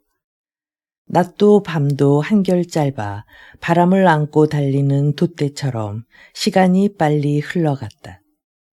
그때의 돛대 아래는 보석을 가득 싣고 환락에 젖은 사람들이 많이 타고 있었다. 시타르타는 원숭이의 무리가 높은 언덕의 숲속이나 또는 높다란 나뭇가지 위에서 희롱하다가 가끔 무섭게 우는 것을 보았다. 수량과 암양이 교미를 하고 있었다. 갈밭에서는 수달에게 쫓긴 작은 고깃대가 겁이 나서 비늘을 번뜩이며 도망치는 것이 눈에 띄었다. 그리고 사납게 쫓아다니는 물고기가 일으키는 바다의 잔물결을 보고 힘과 정열이 가슴에 복받치는 것을 느꼈다. 이 모든 현상들은 전에도 있었다. 그러나 그는 그것을 미처 올바로 보지 못하였다. 그것들에 관심을 갖지 않았었다. 그러나 그는 이제는 그것에 관심을 갖게 되고 그쪽 편에 가담하게 되었다. 빛과 그림자가 눈망울 속에 흘러 들어가고 달과 별이 마음속에 스며들어갔다. 그는 걸어가면서 기원에 있을 때 체험한 모든 일을 생각해 보았다. 그곳에서 들은 설교와 거룩한 불타의 모습이며 대화, 작별 등을 회상하고 세존에게 이야기한 자기의 말을 하나하나 음미해 보았다. 그리고 자기도 실은 미처 모르고 있던 사실에 대해 이야기하게 된 것을 알고 새삼 놀라는 것이었다. 그가 불타에게 한 말, 불타의 보배와 비밀은 그 가르침 속에 있는 것이 아니라 그가 깨달음을 얻었을 때 겪은 바 말로는 표현할 수도 가르칠 수도 없는 체험 속에 깃들어 있다. 그 말을 몸소 체험하기 위해 떠난 것이며 이미 이를 체험하지 않으면 안 되었다. 그는 벌써부터 자기가 아트만이며 영원 불멸의 본질로 되어 있다는 사실을 알고 있었다. 그러나 그는 사색의 그물로 자기가 신을 붙잡으려고 했기 때문에 실패하고 말았던 것이다. 확실히 육체는 자기 자신이 아니었다. 그렇다고 무슨 사상이나 지성 또는 어떤 결론을 끄집어내어 낡은 사상에서 새로운 사상을 연역하는 지혜나 기능도 자기 자신은 아니었다. 사상의 세계도 결국은 현실적인 것이다. 감각적인 우연에 지배되는 나를 죽이고 그 대신 사유와 지성이 우위에 서는 나를 살찌게 하더라도 궁극의 목적에 도달할 수는 없을 것이다. 사유와 감각은 둘 다 똑같이 아름다운 것이다. 그 배우에 진정한 의미가 숨어 있는 것이다. 이 두 가지는 모두가 같이 있는 것이다. 그러므로 어느 것을 멸시하거나 더욱 중요시하지 말고 그 둘 속에 내포된 비밀의 소리를 엿들어야 하는 것이다. 그는 내면의 소리가 지시하는 것만을 알려고 노력할 따름이었으며 그 소리가 가리키는 곳에만 머물 생각이었다. 왜 고다마는 전에 시간 속의 시간이라고 할 만한 깨달음의 빛에 접촉했을 때 보리수 아래 앉아 있었던가? 그는 이 나무 밑에서 안식을 얻으려는 마음의 소리를 들었던 것이다. 그리하여 그는 금욕을 하지 않고 불공도 드리지 않고 목욕, 기도, 심지어 침식도 버리고 그 소리의 속삭임에 따르기로 했던 것이 아닌가.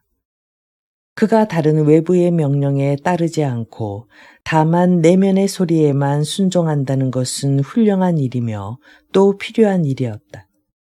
그 밖에 무엇이 필요하겠는가. 밤이 되어 그는 어느 강가의 뱃사공 오두막에서 자면서 이런 꿈을 꾸었다. 고빈다가 고행자의 황의를 걸치고 앞에 와서 서운한 얼굴을 하고 울음 섞인 목소리로 왜 너는 나를 버렸느냐고 물었다. 그는 고빈다를 두 팔로 가슴에 바싹 껴안고 입을 맞추었다. 그리고 다시 보니 품 안에 들어있는 사람은 고빈다가 아니라 어떤 여자였다. 그 여자의 탐스러운 젖가슴이 옷 사이로 비어져 나왔다. 시타르타는 그 젖을 빨아먹었다. 달콤하고 강렬한 냄새가 풍겨왔다. 여자와 남자, 태양, 숲, 동물, 꽃의 냄새와 모든 과일의 냄새, 모든 쾌적한 냄새였다. 그것은 그를 도취하게 하고 의식을 잃어버리게 했다. 시타르타가 잠에서 깨었을 때 강물의 푸른빛이 문틈으로 흘러들고 산에서는 은은한 부엉이 울음소리가 멀리 들려왔다. 시타르타는 해가 뜨자 주인 뱃사공에게 강을 건네달라고 하였다. 주인은 참대대로 강을 건네주었다. 넓은 강물이 아침 햇살을 받아 불그레하게 반짝이고 있었다. 강이 매우 아름답군요. 그는 사공에게 말했다. 그럼요. 하고 사공은 이렇게 덧붙였다. 참으로 아름다운 강이지요. 나는 무엇보다도 이 강을 좋아합니다. 가끔 강물이 흐르는 소리를 들으며 강심을 들여다보곤 하는데 그럴 때마다 거기서 배우는 것이 적지 않아요. 하긴 나뿐만 아니라 누구나 다 그럴 테지만 말입니다. 시타르타는 강 건너 언덕에 이르러 뗏목에서 내리면서 말했다. 고맙습니다. 이 은혜를 무엇으로 갚아야 하는지 모르겠군요. 나는 당신에게 줄 돈도 물건도 갖고 있지 못합니다. 나는 바라문의 아들이며 사문으로서 곳곳을 방황하는 나그네입니다. 잘 알고 있습니다. 당신에게 무슨 대가를 요구하지도 않습니다. 그러나 언젠가는 나한테 그것을 갚을 때가 있을 것입니다. 뱃사공은 그렇게 대답했다. 시타르타는 기뻐하며 말했다. 물론이죠. 나는 강에서 모든 것이 되풀이된다는 진리를 깨달았습니다. 따라서 당신도 다시 여기를 지나가게 될 것입니다. 그러니까 나한테 우정을 갖는 것으로 삭슬 대신할 수 있지 않겠습니까? 당신이 불공을 드릴 때 내 생각을 해 주십시오. 그들은 웃는 얼굴로 서로 작별을 했다. 시타르타는 사공의 호의와 친절을 새삼 고맙게 생각했다. 고빈다와 같은 사람이다. 도중에 만나는 사람들 모두가 고빈다처럼 선량하다. 그들은 모두가 살해를 받을 권리를 갖고 있으면서도 이를 원치 않고 오히려 감사하고 있다. 사람들은 저마다 이들에게 순종하고 기꺼이 친구가 되며 번거롭게 생각하는 일도 없다. 그들은 모두 어린애들처럼 보인다. 시타르타는 빙그레 웃으며 그렇게 생각했다. 점심때가 될 무렵에 어느 마을을 지나갔다. 흙으로 빚어 지은 오두막집 앞 한길가에서 어린이들이 뛰놀고 있었다. 그들은 호박씨와 조개껍질로 소꿉놀이도 하고 혹은 노래도 하고 씨름도 하며 놀고 있었는데 낯설은 사문을 보자 모두들 도망을 치는 것이었다. 시타르타는 마을을 지나 작은 냇물에 이르렀다. 시냇가에서 한 젊은 여자가 앉아서 빨래를 하고 있었다. 그가 그녀를 아는 체 하자 웃는 얼굴로 시타르타를 쳐다보았다. 그러자 그녀의 흰 눈자위가 번쩍였다. 그는 길 가는 나그네가 흔히 그렇듯이 그녀의 행운을 빌고 큰 거리까지 몇이나 되느냐고 물었다. 그녀는 일어나서 그의 곁으로 다가왔다. 그녀의 입술에서는 아름다운 윤기가 흐르고 있었다.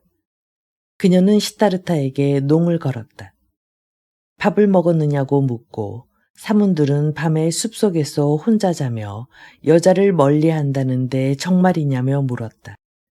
그녀는 이어서 자기 왼쪽 다리를 시타르타의 오른쪽 다리 위에 걸쳐 놓으며 흔히 성전에서 나무타기라고 하는 성행위의 교태를 부리며 유혹했다. 시타르타는 피가 와라 끓어올랐다. 순간 어제 저녁 꿈 생각이 났다. 그는 여자에게 몸을 굽혀 불룩한 가슴팍의 갈색 젖꼭지에 입을 맞추었다. 눈을 들어 관능적인 얼굴로 빙그레 웃고 있는 그녀를 바라보았다. 욕정에 못 이겨 가늘게 짙은 눈에는 애원의 빛이 서려 있었다.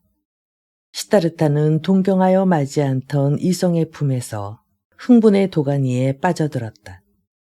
하지만 아직 여자를 가까이 해보지 못한 그는 상대방을 꼭 껴안으려고 하면서도 어쩐지 망설이게 되었다. 순간 떨리는 마음속에서 목소리가 흘러나왔다. 그래서는 안 된다. 하고 그 음성은 말했다. 그러자 젊은 여인의 웃음 띤 얼굴에서 모든 매력이 일시에 사라지고 말았다. 다만 발전기에 접어든 암컷의 번들거리는 눈망울만이 드러나 보일 뿐이었다. 시타르타는 그녀의 뺨을 가볍게 두드리고 나서 무안해하는 여자를 뒤에 남겨둔 채 참대밭 속으로 사라졌다. 이날 밤에 그는 어떤 큰 거리에 이르렀다. 오랫동안 산에서 살며 사람에게 굶주려온 그는 대단히 기뻤다. 그는 어제 저녁 오래간만에 처음으로 사람의 집에서 잤던 것이다. 그는 거리 어귀에 아름답게 둘러싸인 울창한 나무숲 부근에서 바구니를 옆에 낀 무리의 남녀들을 만났는데 그들 가운데 4사람이 메고 가는 호화스러운 가마가 눈에 띄었다. 햇빛을 가리는 알록달록한 뚜껑을 씌운 가마 안에는 빨간 요이의 한 여인이 앉아 있었다. 시타르타는 정원 입구에서 그 일행을 바라보았다. 여종과 남종, 바구니, 가마를 보았다. 그 안에 앉아있는 기부인이 한눈에 들어왔다. 높이 치켜 올린 검은 머리를 한 그 기부인은 매우 명랑하고 우아하게 보였다. 영리한 얼굴, 방금 나무에서 따온 신선한 무화과 열매 같은 입술, 초생달같이 그려진 눈썹, 지혜로운 검은 눈초리, 파랗고 노란색 저고리 위에 얹힌 깨끗하고 긴 목, 반짝이는 팔찌를 낀 가늘고 긴 팔을 보았다. 이렇듯 아름다운 여자를 보고도 그는 마음속으로 너털 웃음을 웃었다. 가마가 그의 앞에 가까이 다가왔을 때 그는 허리를 굽혀 인사를 했다. 그리고 아름다운 여자의 밝은 얼굴을 다시 들여다보았다. 순간 그 여자의 지혜로운 눈망울 속에서 지금까지 맡아보지 못한 향취가 풍겨왔다. 그러자 아름다운 여인은 눈웃음을 치며 정원 안으로 사라졌다. 이어서 하인들은 여인의 뒤를 따라갔다. 나는 길조를 보며 이 거리에 첫 발을 들여놓았구나 하고 시타르타는 생각했다. 그는 곧 정원으로 들어가고 싶은 충동을 느꼈다. 하지만 그는 한동안 망설였다. 그때 문득 문 앞에서 여종들과 남종들이 자기를 멸시하는 눈초리로 바라보던 생각이 났다. 아직도 나는 한 사람의 사문이다. 고행자로서 이를테면 거리 내 지나지 않는다고 생각했다. 따라서 이곳에 오래 머물러 있을 수도 없고 정원에 들어갈 수도 없는 처지였다. 그는 웃고 말았다. 한 길에서 맨 처음 만난 사람을 붙들고 그 정원과 여인에 대해 물어보았다. 그리하여 그 여자는 바로 이름난 고급 기녀 카마라이며 그 정원은 그녀의 별장이라는 것을 알게 되었다. 그리고 이 별장 외에도 그 여자는 시내에 큰 저택을 갖고 있다고 했다. 그는 거리로 들어갔다. 그는 하나의 목적을 갖고 있었다. 그 목적을 쫓아 거리를 쏘다니기도 하고 오가는 사람들의 틈바구니에 끼어 운동장 같은 데 우두커니 서 있거나 강 언덕 돌층계에서 쉬기도 했다. 저녁 때 그는 어떤 이발사의 조수와 친하게 되었다. 이 사나이는 다리 그늘에 서 있었는데 천신을 모시는 절에서 기도하는 것을 시타르타가 목격하고 천신인 비슈뉴와 행복을 상징하는 락슈미의 내력에 대해 이야기해 주었다. 그는 그날 밤 강가에서 묵고 이튿날 손님이 오기 전에 일찍 이발소에 찾아가 그 이발 조수에게 수염을 깎고 머리를 단정하게 빗어 올렸다. 향수도 발랐다. 다음에 그는 목욕하기 위해 강가로 갔다. 그날 오후에 그는 어제 보았던 아름다운 카마라의 별장 가까이에 이르렀을 때 그 별장 입구에서 그녀를 만나 눈인사를 주고받았다. 이어서 그는 뒤에 따라가는 하인에게 눈짓으로 젊은 바라문이 여주인을 뵙고 싶어 한다는 말을 전해달라고 부탁했더니 얼마 후에 그 하인이 돌아와서 자기를 따라오라고 했다. 그는 시타르타를 어떤 정자로 안내했다. 거기 카마라가 침대에 누워 있었다. 그녀는 하인을 돌려보내고 시타르타를 혼자 남게 했다. 당신은 어제 밖에서 내게 인사를 했죠. 카마라는 물었다. 그렇소. 어제 당신한테 인사한 사람이요. 웬일이세요? 어제는 수염이 텁수룩하고 머리에는 먼지투성이었는데. 그렇소. 그런데 그것은 사문이 되기 위해 고향을 떠나 3년 동안이나 고행을 한 바라문의 아들 시타르타의 모습이었소. 그러나 지금은 수도의 생활을 버렸소. 이 거리에서 처음 만난 사람이 바로 당신이요. 이 말을 하려고 나는 당신을 찾아왔소. 아, 카마라. 당신은 이 시타르타가 두 눈으로 우러러보며 말을 건넨 최초의 여성이요. 앞으로 아무리 아름다운 애인을 만나더라도 그렇게 우러러보지는 않을 거요. 카마라는 빙그레 웃으며 공작 부채를 붙이고 있었다. 그리고 이렇게 물었다. 그 말을 하러 나한테 일부러 오셨어요. 그렇소. 그 말을 전하고 당신의 아름다움을 진정으로 찬미하려고 왔소. 그리고 가능하면 나의 친구가 되고 나아가서는 스승이 되어주길 바라오. 나는 당신이 지닌 아름다운 사랑의 기술에 대해서는 전혀 아는 것이 없는 백지 상태니까요. 카마라는 깔깔 웃었다.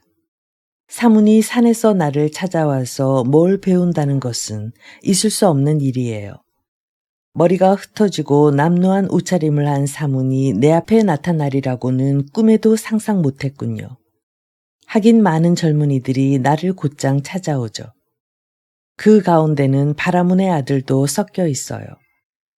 하지만 그들은 저마다 말쑥한 옷차림에 좋은 신발을 신고 머리에는 고급 향수를 뿌리고 호주머니 속에는 을에 돈을 두둑이 넣어가지고 오죠. 나를 찾아오는 젊은이들은 모두가 그래요. 시타르타는 대답했다. 나는 이미 당신에게서 내가 미처 모르던 것을 배우기 시작했소. 그리고 나는 벌써 수염을 깎고 머리엔 기름을 발라 말쑥하게 빗어 올렸소. 이제 부족한 것이 있다면 훌륭한 옷과 좋은 신발과 호주머니 속에 가득 있어야 할 돈이지만 이 시타르타는 그런 자질구레한 것과는 비교도 되지 않을 큰 일을 계획하여 무난히 성공시켰다는 것을 알아야 할 거요. 그러니 당신의 친구가 되어 사랑의 기쁨을 누리려고 마음먹은 일쯤 이루어지지 않겠어요. 당신은 곧 내가 가르치기 쉬운 위인이라는 것을 알게 될 겁니다. 그리고 나는 당신이 앞으로 나에게 베풀 가르침보다 더 어려운 가르침을 이미 배워서 알고 있어. 그래도 이 시타르타가 옷과 신발과 돈이 없다고 해서 마음에 안 든다는 말씀을 할 수 있습니까? 카마라는 다시 웃어 보이며 대답했다. 그래요. 당신은 값진 옷을 입고 좋은 신발도 신고 또 나한테 보내는 많은 돈과 선물이 마련되어 있어야 해요. 내 말을 알아듣겠어요? 잘 알겠소. 시타르타는 이렇게 대답했다. 그렇게 아름다운 입에서 흘러나오는 말을 못 알아들을 리가 있겠소. 당신의 입술은 아름답기가 마치 익을 대로 익은 무화과 열매 같소. 그런데 카마라, 나의 입술도 빨갛게 익고 신선하여 당신의 입술에 잘 어울린다는 것을 곧 알게 될 거요. 카마라, 당신은 사랑을 배우기 위해 산에서 온 이 사문이 조금도 두렵지 않소. 늑대가 우글거리는 산에서 나와 여자가 뭔지 모르는 사문을 두려워하다니요. 천만에요. 그 사문은 매우 건강하오. 그리고 아무것도 두려워하지 않소. 그는 당신에게 폭행을 하고 욕을 보일지도 모르오. 그렇게 해서 당신을 괴롭힐 우려가 있소. 그런 걸 두려워할 내가 아니에요. 사문이나 바라문들 중에서 누가 폭력으로 자기에게 학식이나 신앙이나 또는 지혜를 빼앗아가지 않을까 하여 두려워할 사람이 있겠어요. 그러한 학식과 신앙, 지혜 같은 것은 그들의 소유물이나 마찬가지 아닐까요? 그리하여 자기가 나눠주고 싶은 사람에게만 나눠줄 수 있는 게 아니겠어요? 이 카마라 자신에 대해서도 마찬가지예요. 따라서 사랑의 향락에 대해서도 마찬가지고요. 카마라의 입술은 빨갛게 여물어 아름답게 이를 데 없지만 싫어하는데 억지로 입을 맞춰보세요. 달콤한 맛을 얼마든지 줄 수 있는 그 입술에선 스디슨 맛밖에 보지 못할 거예요. 시다르타, 당신은 꽤 영리해 보이는데 이것도 잘 알아둬야 해요. 사랑이란 구걸할 수도 있고, 살 수도 있고, 선사받을 수도 있고, 또 한 길에서 얻어 걸릴 수도 있어요. 하지만 결코 그 사랑을 강제로 빼앗을 수는 없는 법이에요. 당신은 그릇된 생각을 하고 있어요. 당신같이 착한 젊은이가 그렇게 함부로 덤벼든다는 것은 유감천만이에요. 시다르타는 웃는 얼굴로 고개를 끄덕였다. 그럴 테지요. 카마라, 당신의 말이 옳소. 그건 정말 유감스러운 일일 거요. 당신의 입에서 달콤한 맛이라고는 한 방울도 찾아볼 수 없다니 안 될 말이오. 그리고 마찬가지로 당신이 내 입에서 그 달콤한 맛을 잃게 되어도 안 될 거고요. 그럼 이렇게 하지요. 이 시다르타는 좋은 옷과 신발, 그리고 많은 돈을 장만해가지고 다시 오겠소. 그런데 카마라, 나에게 그런 것을 손에 넣는 방법을 가르쳐 줄 수 있겠소? 방법요?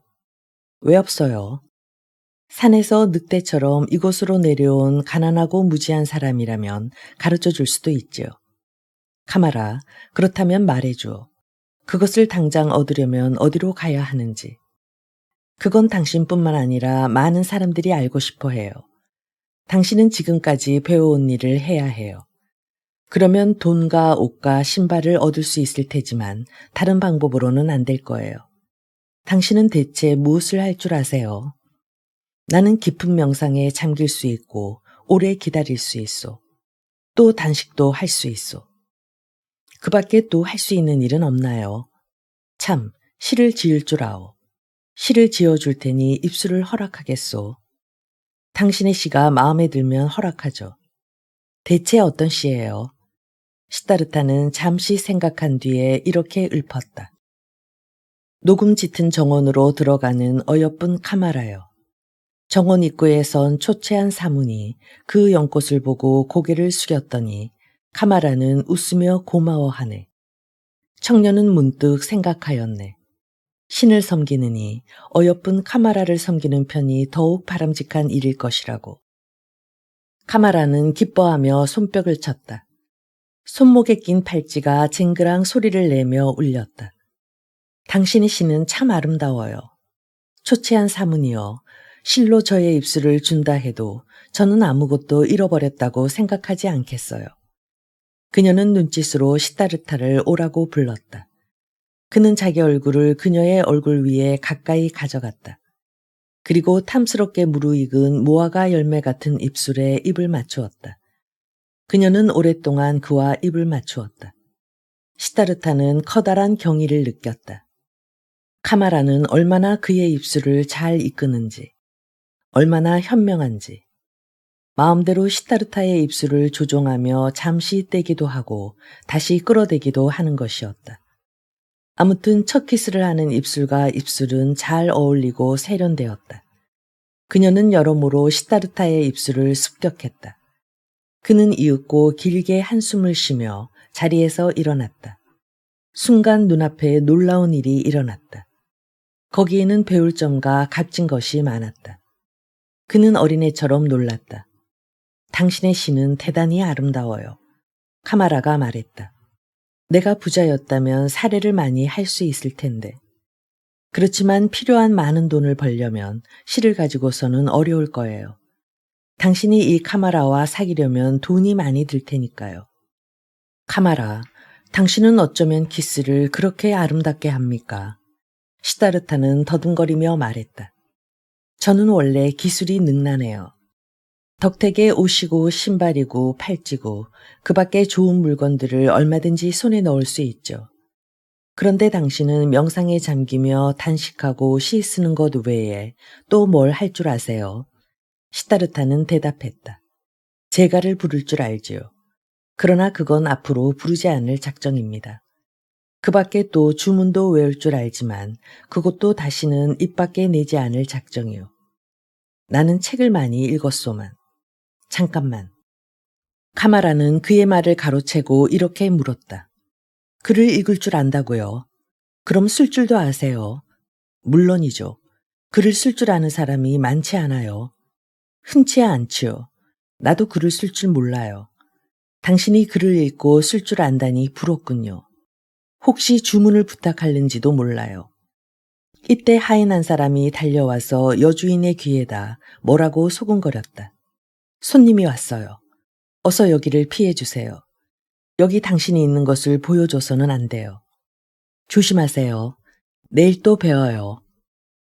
카마라는 이렇게 말하고 그 하인더러 바라문에게 흰 우도 한 벌을 내다 드리라고 일렀다. 시타르타는 영문도 모르고 하인의 뒤를 따라 어떤 정자에 가서 상의를 얻어 입었다. 하인은 그를 다시 숲속으로 데리고 가더니 아무도 보이지 않도록 정원에서 곧 떠나라고 했다. 그는 그 말에 따를 수밖에 없었다. 숲속에 익숙한 그는 옷보따리를 팔에 낀 채 나무를 헤치고 담을 넘어 밖으로 빠져 거리로 나왔다. 그 길로 어느 여인숙에서 동냥을 하여 떡 조각을 조금 얻었다. 그는 내일부터는 이런 구걸도 하지 않게 되려니 하고 마음속으로 생각하고 있었다. 그러자 갑자기 자부심이 생겼다. 그는 이미 사문이 아니었다. 구걸을 하다니 당치도 않은 소리였다. 그는 떡 조각을 개에게 던져주고 종일 굶고 지냈다. 사람이 속세에서 살아간다는 것은 간단한 일이로구나 하고 그는 생각했다. 문제없다. 일찍이 내가 사문으로 있을 때에는 모든 것이 괴롭고 귀찮고 그러고도 결국 절망에 빠지곤 했었다. 그런데 지금은 모든 일이 손쉽게 되어 나간다. 마치 카마라가 가르쳐준 키스처럼 척척 진행이 된다. 나는 다만 옷과 돈이 필요할 뿐이다. 다른 것은 사소한 일들이다. 이제 잠을 이루지 못할 정도로 괴로운 일들은 있을 수 없다. 그는 오랫동안 거리를 헤매 다녔다. 그리고 그 이튿날 카마라의 집을 찾아가 다시 카마라 앞에 나타났다. 마침 잘 왔어요. 카마라는 그를 보자 말했다. 카마스바미가 당신을 기다리고 있어요. 그는 이 거리에서 첫째로 손꼽히는 부자 상인이에요. 만일 당신이 그의 마음에만 든다면 일자리를 마련해 줄 거예요. 잘해보세요. 나는 다른 사람을 시켜 그에게 당신을 추천하도록 했어요. 그를 공손히 대하세요. 그는 이 고장에서 으뜸가는 유지니까요. 그렇다고 너무 굽실거릴 필요는 없어요. 나는 당신이 그의 부하가 되는 것을 원치 않아요. 그와는 어디까지나 동등한 사람이 되어야 할 거예요. 그렇지 못하면 나는 만족할 수 없어요. 카마스바미는 이제 노쇠하여 기력이 없어요. 당신이 잘만 보이면 모든 일을 다 맡길 거예요. 시타르타는 빙그레 웃으며 그녀에게 고맙다고 했다. 그녀는 시타르타가 어제부터 아무것도 입에 대지 않고 있다는 말을 듣고 떡과 과일을 가져오게 하여 실컷 먹였다. 당신은 운이 좋은 사람이군요. 닫힌 문이 당신을 위해 하나하나 제바람에 열리는 것 같아요. 웬일일까요? 아마도 당신은 정말 마술을 부리나 보죠. 카마라는 그와 작별하면서 이렇게 말하는 것이었다. 시타르타는 대답했다. 어제 나는 당신에게 깊은 명상에 잠길 수 있고 오래 기다릴 줄 알며 단식할 수 있다고 말했는데 당신은 그때 그것은 아무짝에도 못 쓰는 일이라고 했지요. 그렇지만 그건 대단히 요긴한 일이요. 카마라, 아직도 그렇지 않다고 생각하십니까? 산속에 있는 어리석은 사문들은 당신네들이 감히 엄두도 못 낼 훌륭한 일들을 배우고 또 실제로 하고 있다오. 그건 당신도 잘 알고 있을 거요. 그저께만 해도 나는 아직 머리가 부스스하고 수염이 덥수룩한 몰골로 구걸이나 하는 사문에 지나지 않았었소. 그러나 이제는 벌써 당신과 입을 맞추었고 또 앞으로는 장사꾼이 되어 돈을 비롯해서 당신이 값지다고 생각하는 모든 재물들을 손에 넣을 참이요. 그래요. 카마라는 곧 이 말에 동의했다. 하지만 내가 없었던들 당신은 지금쯤 어떻게 되었을까요? 이 카마라가 당신을 도와주지 않았더라면 말이에요. 대체 당신은 뭘 하고 있었을까요? 사랑하는 카마라. 시타르타는 자리에서 일어나면서 그녀를 불렀다. 당신의 정원에 이르렀을 때 나는 이미 첫 발을 들여놓은 거요. 나는 아름다운 여자로부터 사랑이 무엇인지 배우기로 작정했다오. 그렇게 마음먹은 순간 나는 반드시 실천에 옮길 심산이었소. 나는 정원 입구에서 당신을 보는 순간 당신이 나에게 힘이 되어줄 것을 미리 알고 있었소. 만일 내가 당신의 뜻을 받아들이지 않았더라면 어떻게 하려고 했나요? 카마라, 당신은 그럴 리가 없소. 가령 당신이 물속에 돌을 던진다고 해봐요. 그 돌은 재빨리 밑바닥에 가라앉을 거요. 내가 어떤 목적을 위해 결심을 할 때도 그와 마찬가지요. 이 시타르타는 오직 꾸준히 기다리며 명상하고 단식을 하지만 나는 물이 돌을 뚫고 들어가듯 이 세상의 모든 사물을 가만히 앉아서 뚫고 나가지요. 나는 어떤 일에 끌리면 거기 열중해요. 나의 목적인 나를 끌어당기는 거죠. 목적에 어긋나는 일은 용납하지 않으니까요. 내가 사문들에게서 배운 것은 바로 이거요. 어리석은 사람들은 내가 마법을 써서 신을 얻고 일을 성취해 나간다고 하지만 세상에 신을 얻고 되는 일이 어디 있겠소. 만일 깊은 명상에 잠길 수 있고 끈기 있게 기다릴 수 있고 또 단식을 할 수만 있다면 누구나 나처럼 소위 마법을 쓸 수 있고 목적에 이를 수도 있는 거요. 카마라는 그의 이야기에 매혹되었다. 그의 음성을 사랑하였다. 그의 반짝이는 눈동자는 호감이 같다. 아마 그럴 테죠. 카마라는 나직한 목소리로 덧붙였다. 하지만 당신이 워낙 미남인데다가 눈이 마음에 들어 행복이 그렇게 쉽사리 찾아드는가 봐요. 시타르타는 입을 맞추며 작별을 고하였다. 그렇다면야 오죽 좋겠소. 나의 스승이여, 내 눈이 언제나 당신의 마음에 들기를. 그리고 당신이 보내주는 행복이 항상 나를 맞아주기를. 강물은 끊임없이 흐르지만 늘 그 자리에 있으며 과거와 미래 없이 오직 현재 속에서 존재합니다. 시타르타가 마침내 발견한 깨달음처럼 우리 삶의 모든 순간과 시련 역시 나라는 존재를 완성해가는 소중한 조각들입니다. 오늘 이 낭독이 여러분의 마음속에 작고 평온한 울림으로 남아 자신만의 강물을 찾아가는 힘이 되었으면 좋겠습니다. 함께해 주셔서 감사합니다. 다음 시간에 이어서 낭독하겠습니다.